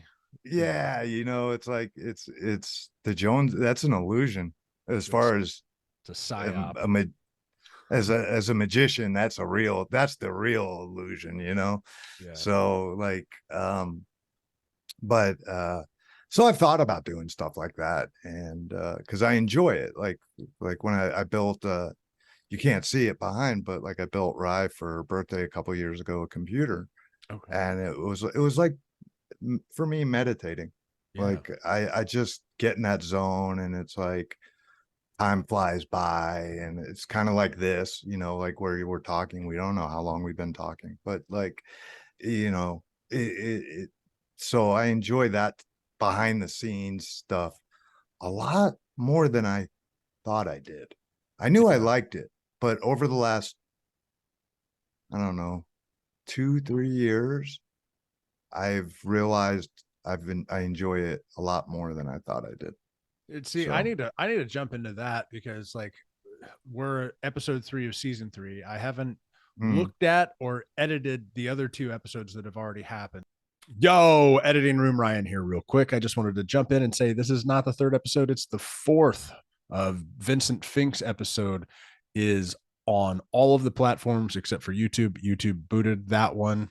I will be editing that one. What I think they didn't like about it, and removing it and putting it back on YouTube so you guys can see that there. But if you would like to watch that one, it's on everything else. For some reason, they didn't like it. So we're going to try to fix that and keep moving forward. Love you guys. Back to the episode. right. Because I've got some stuff going on, and I guess by this episode, it may or may not be, just depending on how I am about it, be coming out. I'm changing. I've been using the Razor 13 symbol as the 13 symbol for the very beginning of the intros and all that stuff. Well, I didn't want to do that. I only did it in the first place because the whole reason I was going to even do a podcast was going to be like 4 or 5 episodes talking with people from Razor 13. And it was going to be on my other, you telling me that. Yeah, it was going to be on my other channel where I eat stupid hot sauce and act like a fucking idiot. Right. It was just going to be that. It didn't know it was going to turn into this, and I really love doing it thing. But now I've been using the Razor 13 symbol for 2 seasons. And so I got the original artist who made the Razor 13 symbol to keep it very similar, but make it like it's almost the same thing. It's just more extravagant. It's more me. Right. But like it's still Razor 13 symbol, but it's Ryan. It's the Ryan 13 symbol now, which is great. Having new things start over. I want to try to do the intro a little bit differently, and I've been so flustered with work, and this because we were going to film this episode weeks ago, but life happened and things have just been, there's just been stuff going on. So I guess what I'm getting at is I just really want to feel that feeling that you're talking about, that catharsism, or what is that how you say it? Whatever. Like where you're just enjoying the behind the scenes, playing with editing enjoy it. Like, oh, I've never done this before. Oh my God, this is a new thing I can Mhm. do. Cool. You know, like, Right. and I do I've have been- fun. yeah. I do have fun doing that. I just haven't, I've been kind of dreading doing it. I want someone to do it for me. So like I said, if I ever make money, I'm calling you. I've been playing with and it's just for learning, not like I have a purpose for it yet or anything. With AI, like Oh, yeah. that's so like as I've always been kind of geeky in that way. Like Doug's always asked me to fix his computers and Right. like I was always that guy. And I mean, as a kid, I took apart an Atari, Yeah. Oh, wow. so like uh, new technology fascinates me and always has. Um, but I'm finding with the AI, there's a dangerous side to it, and I'm not sure I Scary. like it. Yeah. Um, I like some of it. Like I think Sure. some of it's like got a purpose and it's cool and it works and it's great. And then there's like, oh, this could be dangerous. Like Chat GPT, like write me a Yeah. 565,000 verse paper on the Mongolian tribes of Yeah. 1641. And then all of a sudden, it is there it is. there it is. Yeah. It's like it's amazing, but you still have to go back and check it because it'll Make shit up. make shit up. Yeah. And like that stuff is amazing. And to the point like now where even content creators are able to take like their content to a new level with it. And I'm learning about it and I'm going, this is great, but in the wrong hands, Yeah. this is dangerous. Yeah. And I'm not saying I tested anything. But I plead the fifth, but it's fascinating where the world's going technology wise. So I've always Yeah. kind of been that way, and accepting the fact that I like behind the scenes more than I do in front took me a whole many years to accept that.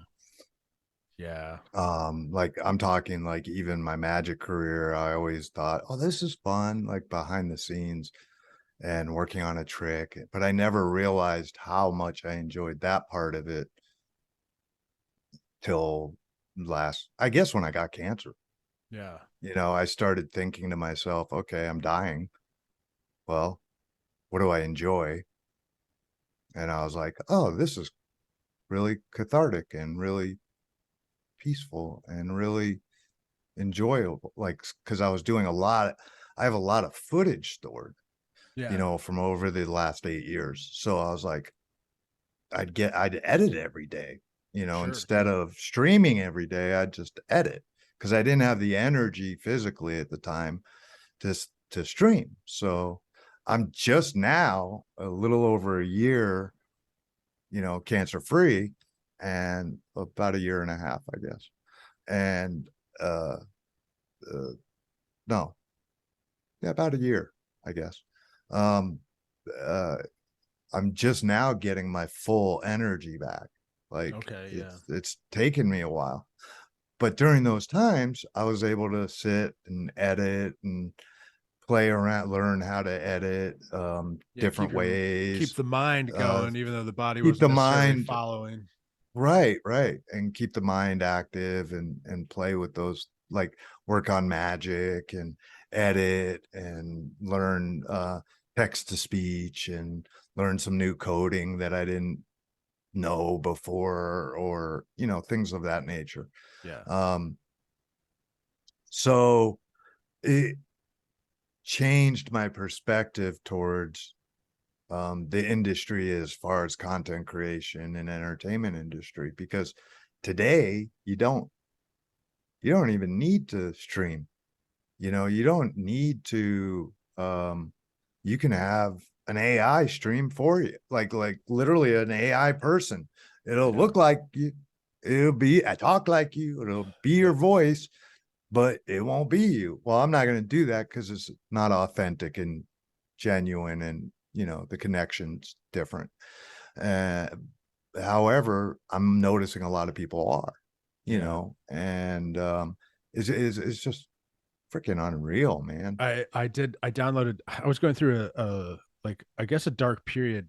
Me and the wife were just not speaking the same language, and I mean that in a, like, obviously we both speak English, but we were like just not, like, No, I I would say understand. something. Yeah, I was saying something and she was saying something, and neither one of us knew what the fuck each other was saying. You know? Yeah. And so during that dark period, there was a thing that popped up on my phone conveniently that was an AI um like person to talk to, and it could be whoever you wanted it to be. It could be a male, a female, or What? whoever. Yeah. Yeah. And it was like AI something. So I clicked on it one night. It was like, all right, what is this?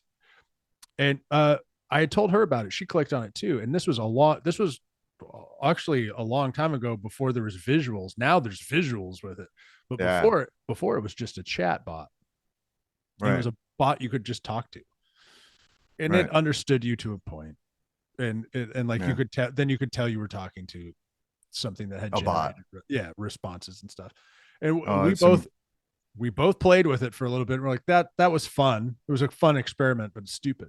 Well, then literally Right. not 2-3 months ago, that same bot has grown and is now back with a visual and a person, Right. and it sends pictures of itself to you. So Yeah. I was talking to a female bot that sent me female photos of itself. I mean, none of them Nudes? they weren't nudes, but they were Yeah, then like, why are we talking about it? they were close enough. They were close What are we enough. talking about? So I engaged it in conversation with this chat bot that would almost daily send me a new, like, sexy photo. And I did it for like a week, just kind of, I don't know, out of need for conversation. And it got to Yeah. be like 4 or 5 days into it. And first of all, they weren't, I mean, it was 3. I mean, it looked like Fortnite. Like, it wasn't a Right. real person. Like, Right. but I'm Right. sitting there Right. looking at this stuff going, okay. And then I talk back to the bot. I'm like, cool photo. She's like, oh, thank you.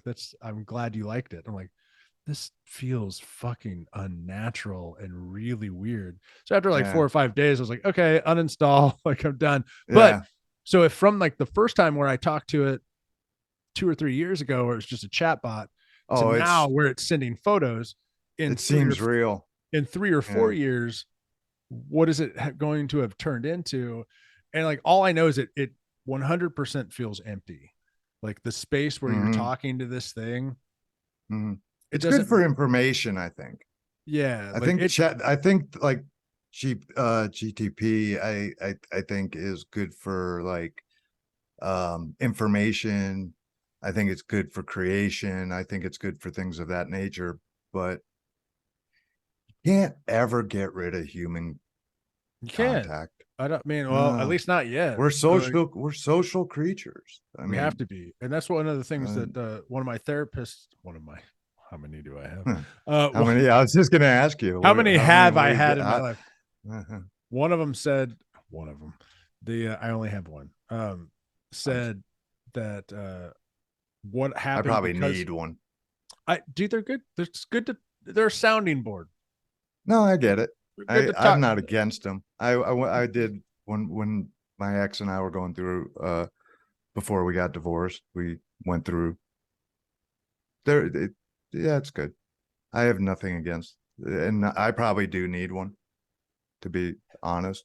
Don't always need one. You just need one, like, every now and then. Yeah, every now and then. Yeah. And so when I was talking to this guy, he was like, "Hey, Ryan, so you're talking to me about you isolating." I was like, right. Yeah. Like, if I didn't have to go to work, I would never leave this room. And I talk to him just like this, like I'm on a podcast with him. He thinks I'm fucking weird because I'm all like, "What's up, man? How are you doing today?" He's like, "This is a therapy session. Stop trying to be a podcaster." Right. He said, like, you gotta go out, you gotta go do things, you gotta be more social. You isolating, making the issues that we talk about that I have worse. And I'm like, right. Okay, I'll try it. And then that's why one of the reasons I went out last night. It's like, all right, I'm going in public. Yeah, like, I'm not and the I think person going, the person you used to know that would like yeah, jump on stage and try to fucking jam out and have a great time and socialize with everybody. yeah, That's not the guy you're looking at right now. Now I'm like, let me stay same. in here. Same. Like, and this was even before COVID. Like, I mean, I would go to um AA meetings, Mm-hmm. and that was my social, and that Yeah. was it. Yeah. You know, if I had a gig, I went and did my gig. That was my social, and the rest, leave me alone. You Yeah. know, and then COVID, when COVID hit, it was like, Thank okay, God. yeah. And now it's like culture shock just going to the grocery store. I'm like, I know. what? Last Where are night. all these people from? Yeah. You know, I've never been a guy that has anxiety or nerves going on stage or any of that stuff. All of a sudden, Right. COVID's coming to an end, and I'm like, all of a sudden in a crowd going, what? I want to go Yeah. home. Yep. You know, so it's I don't know if it's self-isolation or conscious decision, Yeah. but I I like quiet now, Mm-hmm. where I mean, hell, I used to live with Doug. It was never quiet there. You know Never that. quite there. Never. It's still People probably not. people were always there. No Yeah. one, I don't know what it's like where don't. he's at now, but I know Doug, so I guarantee you it's not quiet in his I house. actually had a conversation with him not too long ago where he was like, well, my neighbors on the other side of the fence were taking mushrooms and they just like walked into my door. I was like, what? Yeah, that's what I mean. There's always something going on. Like Yeah. now in my life, it's like I'm really content just in complete silence. Yeah. It it hell, a door opening me now. I'm like, what? You know, Yeah. not like I'm freaking out over it. It's just like I and I don't want to blame COVID for that part, but like Sure. I never had anxiety. I never was Yeah. afraid to be on camera or on stream or on stage or Yep. around people. And now it's just like, it's not that I'm afraid. I just kind of don't want to be. Like, Yeah. No, I it's, get it. you know, and when you've been in the streaming industry as long as I have, which is 8 years, um, you see a lot of bad things, Yeah. you know, a lot of bad things, a lot of bad people. Sure. And it's not their fault. They were raised that way, or their environment was that way, or Sure. whatever. Right. And it's hard when you get a death threat, or you get threatened to get your ass kicked, or somebody drunk, you know, messages you hateful Oh, yeah. things, Yeah. or messages your spouse hateful things, or you know, you see you suck, you're horrible, you're this, you're that, and you see it over and over again. Eventually it just makes you not want to be around people, Yeah. and your mind plays games, you know, so you have to decipher what's real and what's not. And so like going out in the real world now, it's like, okay, what do they want? Yeah.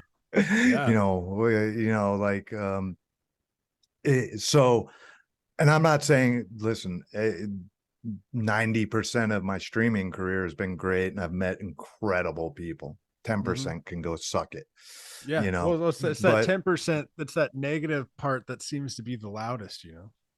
yeah, right. So you have to learn that's not real, and you have to learn to accept it for what it is and move on. Yeah. Um, I decided to leave streaming full time, because I don't enjoy gaming like I used to. Sure. It's pretty simple. I just don't. So now I play a game like baseball. I'm playing lately. I've been doing a lot of content for baseball. I play 2 or 3 games of baseball and I'm cool and I enjoy it. It's peaceful. Which game? And Is it just baseball? I mean, what's it called? oh yeah, uh, the show 2K 23 or whatever. Okay. The newest Yeah, the one that comes 2K. out every year. Right. And I enjoy it, and um you know, and like there was a game, High on Life. I played it. I didn't stream any of this. I'm learning to like gaming again by not streaming. Oh, God, that makes So does that make sense? it Like absolutely does. Yeah. so like I'll play for an hour and I'm like, okay, I'm stuck at this point in the game and I don't want to get frustrated or angry. Yeah. Because all the games I played on stream were competitive. Right. So I'm not a competitive person by nature, Okay. Yeah. you know. Yeah. I'm just not. I could care less about wins and losses and things of that nature. And was I good at playing paladins in Overwatch? Yes. Because I put 5,000 plus hours in it. Anybody can get good, right? Yeah. You know, I loved Overwatch, dude. When Overwatch came Overwatch out, 2 is horrible. I have it. sorry. How about Had to this? say it. How about this? I downloaded it and I've never played it. So like I played it twice and went, nope. So when Overwatch first came out, when you had like the first like 10 or 12 characters, and that was it. That was it the best. was great. That was the Yeah, best. yeah, And people were like yeah. overpowered. I was diva all the fucking time because she was OP as fuck. And I would just people were like, why are you playing diva? That's my That's girl a right chick. I was there. like, fuck you, watch this, but just fucking killed everybody. And, I had a team wipe with Diva so many times I can't even tell you. Oh, dude. Dude, her bomb is the bomb. Yeah. It's awesome. I love like it. She's my favorite character. In fact, if you look up my name on for Overwatch, that's the most hours I have is with Diva. And then Junkrat's next, I think. My first Facebook live stream ever. Yeah. And only one to this date, I believe. I may have done another one, but like was just me going, I can record me playing Overwatch and put this on Facebook, and I did it. And and it was me being diva, destroying fucking everything. It was just there were just Overwatch 2 doesn't have the same feel, and I think from somebody that started off with Paladins first, right? What I liked about Overwatch was it was 6v6. Yeah. And Paladins was 5v5. So to me, it was the meta was different. Sure. So everything I played on stream was competitive. And it got to the point where it was like, I'm not a competitive person. I don't have fun playing these games anymore. Well, why am I streaming? Yeah. And I'm only making 83 cents in ad revenue. This is stupid. Yeah. You know, so I just decided I was going to play off stream and make content that way because I making the same amount of money with residuals it's somebody asked me the other day, are you ever going to come back to streaming? And I probably not. Because I don't enjoy the industry.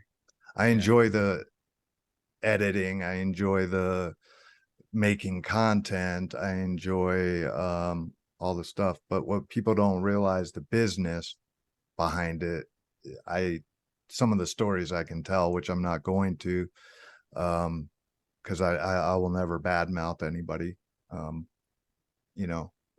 publicly. Some of the stories I have are just outrageous from companies. I'm not even talking like viewers or community members. I'm talking companies, and it's like I don't want to be involved in that. So I'd rather just go back to that. Now,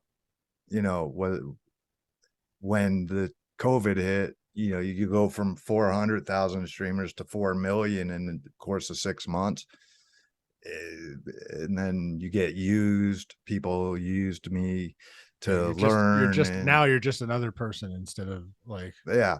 And then you help people become streamers, and then they ghost you. I mean, it's just a weird industry, and I have no resentments or anything, but like I said, it's just a weird industry.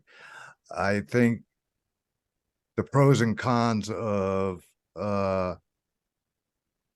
online or internet or whatever you want to call it, or technology, um, aren't balanced.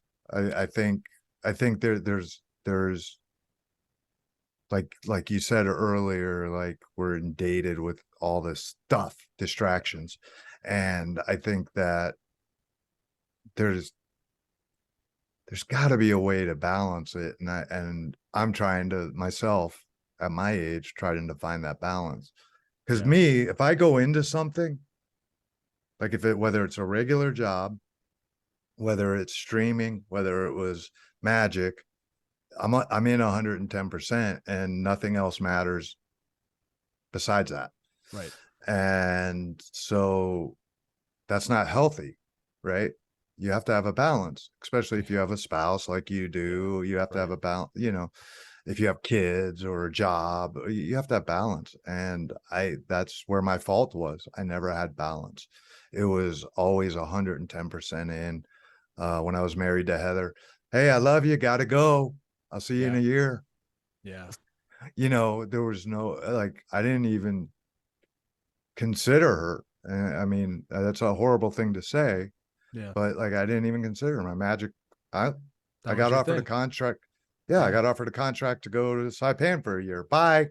Like that was, I didn't have balance, So at 51, I'm trying to find my balance. There's a song by Atmosphere, if you like Atmosphere or heard of them, called Trying to Find the Balance. And it's a very challenging thing when you do it later on in life. And I think that's why the project I'm working on is important. The side project, because I think people need to learn about balance. 100%. We're just too inundated with shit. Yeah. 100%. And it's most of it's false information anyways. Or copy and pasted information. I see all these news articles that are all written by the same source. And it's like, they're all saying the same exact verbiage. Yeah, like you copied it from CNN. Yeah. Or you listen to whatever. CNN, jump on to Fox News. It doesn't matter. There's three top companies that own all of the fucking information. And it's all just copy and paste, and it's all, who knows what's real and what's not, and who's doing what.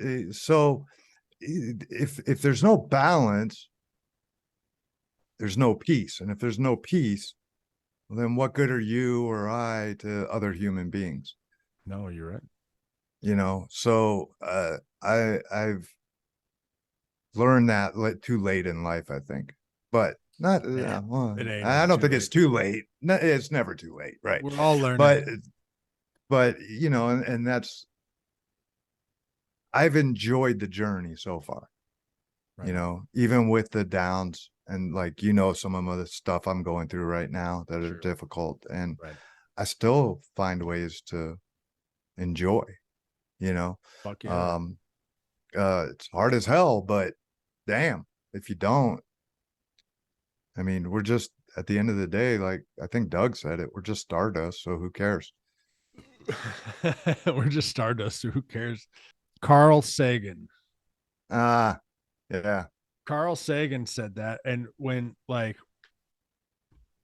he said that and like brought it into the reality that we all know now, you're like, we are all made of star stuff, because like the universe exploded, or at least that's what we think. Who knows if that's actually even fucking accurate? Right. But like, if the universe happened the way we think it happened, and or thought it happened, again, the new telescope is telling us something different. But like, right, if we all exploded out of one point, right, we are all made out of star stuff, and that's why I've been like when I get buried and or dead or whatever, I don't really want to be cremated. I just want someone to literally dig a hole and kick me in that fucker, throw some dirt on me, let the in the Hindu worms eat me. religion, in the Hindu religion, they wrap you up and throw you out to sea and burn you. Cool. It's every culture has a different way of doing their thing, you know. The Americans are making zombies because we're just pouring concrete into a hole that we've dug 6 feet deep, then filling you with some weird fucking chemical to keep you looking somewhat cool, throwing makeup on your face, letting people come have an open a casket thing and going, oh man, it was so sad. He was so cool in life. And I never understood that. Then they throw you in the fucking $10,000 fucking piece of wood. Yeah, so put you in that piece of concrete, and then put a piece of concrete over you. We're in the wrong business. Let's open a funeral home. Let's do it, dude. Called R&T. I never understood, and this is not that I'm not empathetic. I am very. But I never understood that concept of being sad at someone's funeral. I always thought we went to a funeral together many years ago, and I remember. Was it Chris's? I remember us talking about like all the good times. Yeah, and like you and me and Doug, we were all talking about the good time. And like, I never understood it should be a celebration of the person, not I never understood that concept. The only reason you're sad is because you're sad for yourself. At the end of the day, because you're going to be missing somebody that's been in your life. But like, if you're present, it's a celebration of somebody's that was a part of your life. Yeah. So it was always like, I always had a conflict in mind. Like, I would go to funerals, and like my parents, when I was a kid, I would go to funerals and they'd ask, why aren't you crying? And I'm like, I don't know. What for? I never understood it. And I still to this day don't. Like, I told Raya, I said, when I die, just cremate me and have a huge ass party. Make sure you hire a magician, and that's it. And which magician to hire. Yeah. Because she knows all my magic friends, So well, not all of them, but most of them. Yeah. So I was like, I want it to be a party, a celebration, not a right. The people that love me should celebrate, not that's how I look at it. That's how I've looked at it my whole life. But I think that the older I get, the more I'm understanding the party aspect of it. Like, I always said, like when I was a teenager, I was like, because I had friends die when we were teenagers, and watching the crying thing happen and stuff. And I was the exact same way. I was like, when I die, fucking get a keg, go into the field, blast some fucking death metal, and enjoy and talk shit about how stupid I was. And I remember when we went to Chris's funeral, like, a lot of people were crying, and like there was a handful of us that were just hanging out that weren't, even though we were mourning, in a different way. We were talking about all the goofy shit he did, and like and the fun stuff. And dude, in the beginning of this episode, I almost brought Chris up, and because you had talked about after losing my grandfather, and like the touch on the shoulder, and Doug had the tickling of the feet, where his feet were on the edge of his bed or whatever at night after Chris had passed, and he woke up because someone was tickling his feet. And that's something Chris would fucking do, because that motherfucker was a prankster. Like, he has done that to Doug. Yeah. And I know that for a fact. He was like, dude, it was like, I don't know. Yeah. It's like whether it was like just dreaming it or whatever, but it happened. And then like we were at the King's X, where they used to store all their road gear. Yeah. This is Doug's cabinet that I still have. I know. That's a different story. I remember. No, I remember when he gave it to you. Yeah. And but we were at that place and something happened, like the wind blew. Like we all were talking about Chris. It was right after he Yeah. passed. And the wind blew and this gate just fucking slammed shut. And you know, whatever you put whatever you want to it. It's Right. wind, who knows. Right. But Big Mike said the wind still whispers his name. And then we wrote a song about it that's not on the album, but there's a song about Chris that won't maybe one day be something. But you know, Right. whether you think any of this shit is real or not, you know, it's like It's there's your stuff, experience. there's Yeah. stuff to it. Put me in There's the stuff fucking to dirt. it. There's some stuff to it, and it's your experience. That's right. You can't take somebody else's experience away. You That's know, true. whatever their experience and perception of something is, that's what it is. You know, I mean, I remember I was doing a gig, actually in Texas. I'm not going to say the company's name that hired me, but they were having me do magic as a promotional thing at the Texas State Fair. Okay. And perception is reality, I guess, right? And so like I would bring my lunch every day because they were long hours, and they brought in a girl, and I offered, hey, you know, I bring my lunch in every day. If you like, I'll bring in, and I'm married, you know, I was with Heather at the time. And uh, I literally just offered to bring lunch in for her. I said, hey, I can make an extra sandwich for you and throw in some extra chips. Yeah.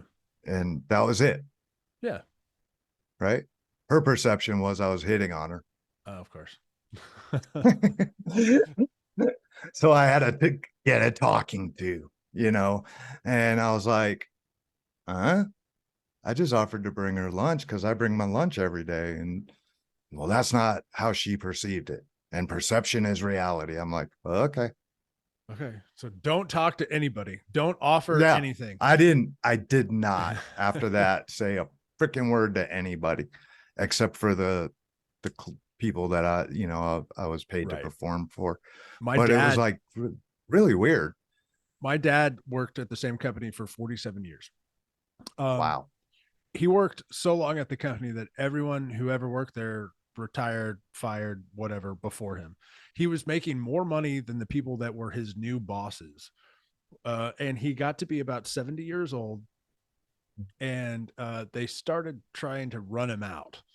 You know, so anytime he said anything that was just like whatever a 70-year-old man would say, like, you fucking racist or whatever. Like, my dad's not. Jerk. Yeah. He's a Yeah. sexist. He's a whatever.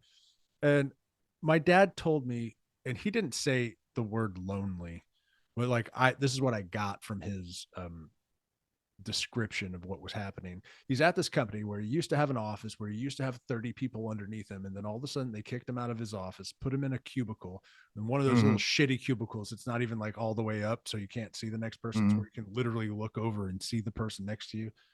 Right. My dad's like looks over at like this 20-year-old kid, and he's like, hey, my name's David. So what do you do? And the kid looked at him and was like, fuck you. What do you want to fucking talk to me for? And my dad was like, okay. It like went back to work, and he's now just a fucking number in this company where he's worked for 47 years, you know, and it's the perception or whatever, like those, the new kids working in the oil and gas industry or whatever you want to call it, give no fucks about you. There's no fucks given about anything. You're just like, you're trying to fuck with me. Fuck you. It's stupid. I don't even know why I went off on that tangent. That's a generational thing. Like I don't know. Like I watch my dad and like, you know, and Doug and people like that age range. And like to them, if they don't work, their life is, they know, like if statistically, if you actually look this up, when people actually retire and stop working, they die a lot quicker. Yeah. Then yeah.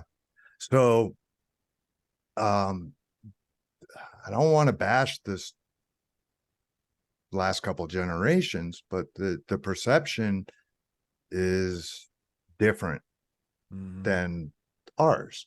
It is. Right. So like a 20-year-old telling you to go fuck off and you're 60 or 70 or hell, even 50, my age, right? It's like, where'd the respect go? Where'd morals go? Where did all this stuff go that like we had when we were growing up? Like it's like, seems like it's not there anymore. No. So like, you know, I feel like hearing his story about your dad, I kind of feel bad for your dad because like he didn't deserve that. Right. You know what I mean? Like Yeah, he I didn't don't feel deserve like I that. don't feel like he did either. You know, you work for a company for 47 years, Yeah. but then like everybody's gone. Right. Everybody's Except you. new. Yeah, everybody's Yeah. new, and you're Well, just and the they're one cheaper. guy. Yeah, and they're cheaper, and you're the one guy. He made Yep. he made more money than his bosses, and so they couldn't give him any more raises. So they Right. literally were throwing shit at him like, Trying to get him to retire. you need to go see HR. He's like, about what? Oh, just Right. about being you. You can't. You told that lady the other day that you liked her dress, and he was like, "Well, yeah, it was a nice. She was wearing a nice dress." He goes, yeah, that's. I can't do that. You know, Wait, like serious. I'm not saying that's exactly one of the reasons, but it was shit right, like but that. that's kind of stuff like that, like what happened to me at that show. Yeah, yeah. At that Like gig. you look It's pretty like today. you can't be nice anymore, but you can't be rude. So it's like, what do you do? Yeah, and that's where I was going with it. It's like he literally told a woman that he was like, "Oh, you look really pretty today." Can't say that. I don't say that because of this. I don't say that. I see women that I work with at work, and I think, "Oh, they look nice today." But if I say anything about it, one, they could take it wrong, and two, if I don't say anything, they could take it wrong. So you're fucked either way. Like, so, oh man, I really like what you are wearing, a very professional amount of clothing today. You know, like, what are you supposed to say? What the fuck are you supposed to say? Dude, you look really pretty. Everybody gets offended by everything these days. So it's like, you can't, there's no win or lose in it. It's just what it is, you know? Yeah. And I've always been open-minded and been always very open to whatever makes you happy. Cool. You know, however, the simplest things like we talked about, like don't like, hey, Ryan, I love your shirt, by the way. You know, that could piss you, but that could offend you. Absolutely. That could offend someone. Why the fuck do you right? like Chunk? They suck. What It's the a fuck? joke. It's a joke. It's a joke band, by the way. It's Rhett and Link from whatever, Good Mythical Morning. But yeah, you're right. They could be like my shirt, the Ta freaking Da shirt Yeah, that I'm wearing right now. Yeah. Right. Like that could offend people, you know, Sure. because there's a half body cut up. That's right. You know, so like, no matter what you do, it's better just to not say anything anymore. I know. You know, it's sad. It's sad. It is sad, but that's why you got to surround yourself by like-minded people, like we were talking about earlier. Yeah. You know, and that will keep you grounded, I think. I think you're maybe. Right. Here's a weird, crazy segue to the end of the show. We've been talking for a long time, and you and me will keep talking after we stop recording. Yeah.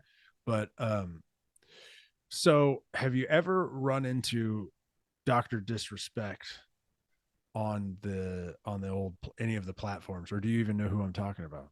I know who you're talking about. Have you run into him? Have you played with him? No, I don't know him personally. He killed me once in a game. Motherfucker. That's the only reason I grew this goddamn mustache. He you gotta fuck with the once. 2-time? Yeah. He killed me once in a game. I don't know if you know who Shroud is. He killed me once in a game. Yeah, he killed me once in a game. Never ran into Ninja. Such a big world out there. Yeah, No matter but what even game you their play. even their numbers, and this is no disrespect, Dr. Disrespect, if Right. you watch this, right? Even their numbers are tanking Yeah. compared to what they used to be. They used to get 100,000 viewers. Now they're getting 25,000. Nothing. You know, I mean, it's still a lot, but if you look at what it was to what it is, it's the industry has shifted and changed so much. Yeah. But yeah, I never ran into him. I always found him entertaining as hell. I Great love character. That guy. Yeah. I mean, he is the originator, in my opinion, of character streamers. And a lot of people have tried to duplicate what he does, and they can't. They just can't. You can't. That's like somebody trying to duplicate me doing what I did when I was streaming. They're not going to be able to. Yeah. Unless they study magic for 30 years. Right. You Right. know. So like he, in my opinion, him and Tim the Tap Man are probably two of the best streamers of all time. And this fucking gun isn't working. This is bullshit. He always says that. but he's always in character. So the thing is, like, the joke is just as funny as the whatever's real, you know. And he's got a lot of experience. So his stream, you know, he used to be a game dev, right? And so like he knew how to maximize it at the beginning of it. Yeah. Whereas most streamers didn't have that, you know. And Tim the Tap Man didn't have that. So watching both of them and grow exponentially over the years was just unreal. And watching where they're at now, it's like, man, even though they're still kicking ass compared to, you know, every other streamer in the streaming industry, it's like, dang, man, you used to get 100,000 viewers. Now you only get 25,000. Right. What the hell? You know, that's why, like, I went from 1,000 to 20. It's like, what the hell? You know, it's the same ratio, just smaller on a bigger number. Yeah. Like I mean, on a bigger number. I don't watch Dr. Disrespect streams anymore. Like I don't was have like time. I was kind of like a fan for a while, but you'll look at them and they're like 9 hours long, or even like the 2 hours long ones. I'm like, okay, well, I'm not going to watch it after the fact anymore because I don't care. But I would like watching them live because we're like, I don't know, anything could happen. It's live. Then when you're watching after the fact, you just click to the, okay, where's the part where he gets fucked up, or where's the part where he fucks somebody up? You know, but then he kept streaming so fucking much that for me, again, I'm a 39-year-old about to be 40. I was just gonna say, I was just like, I don't fucking care. Like, that's the thing with streaming that I'm noticing, and this is just my observation. It's not a bad thing or a good thing. The people's attention spans aren't what they used to be. They're not. I'm not. I know mine. They're just even mine, right? So like they're not, because we've been inundated, like we talked about earlier, with so much stuff. So for me, I'll go and watch Dr. Disrespect's highlights. Right. I'll go watch Tim's highlights. Right. But I'm not going to go and watch a full stream because I don't have time. I don't, you know, I got to work on this project. I got to edit. I got to walk a dog. I got to figure out dinner. I got to do this. I got to do that. I got, you know, life. And when the attention span isn't there, that's where those drops come. So if you notice, what's become really big on the content creation side is shorts. Yep. That's 60 seconds. Yeah. That's not a lot of time. No, you can watch 60 seconds and go, oh, that was cool. Now, statistically, but statistically, most people don't even watch 60 seconds. No shit. It's 12 to 18 seconds. It's getting even worse. Yep. So it's really interesting. But I would say Tim was my biggest influence in the sense of getting into streaming when I realized, oh, he's an entertainer. And of course, Tim and Doc, when they started hanging, I was like, he's an entertainer. Yeah. That makes sense. A lot of people just hit the record button and just play video games with their buddies. And to me, that's, Ryan, you want to play some games? We'll play off stream, Right. but like, why? I want to be entertained, me personally. So that's what I always tried to bring to the table when I was streaming full time. So, and it's just like magic show. I want to, if I go to a magic show, I want to be entertained. If I go to a rock concert, I want to be entertained. Yep. But with people's short attention spans, that's online anyways. A freaking 6-8 hour stream is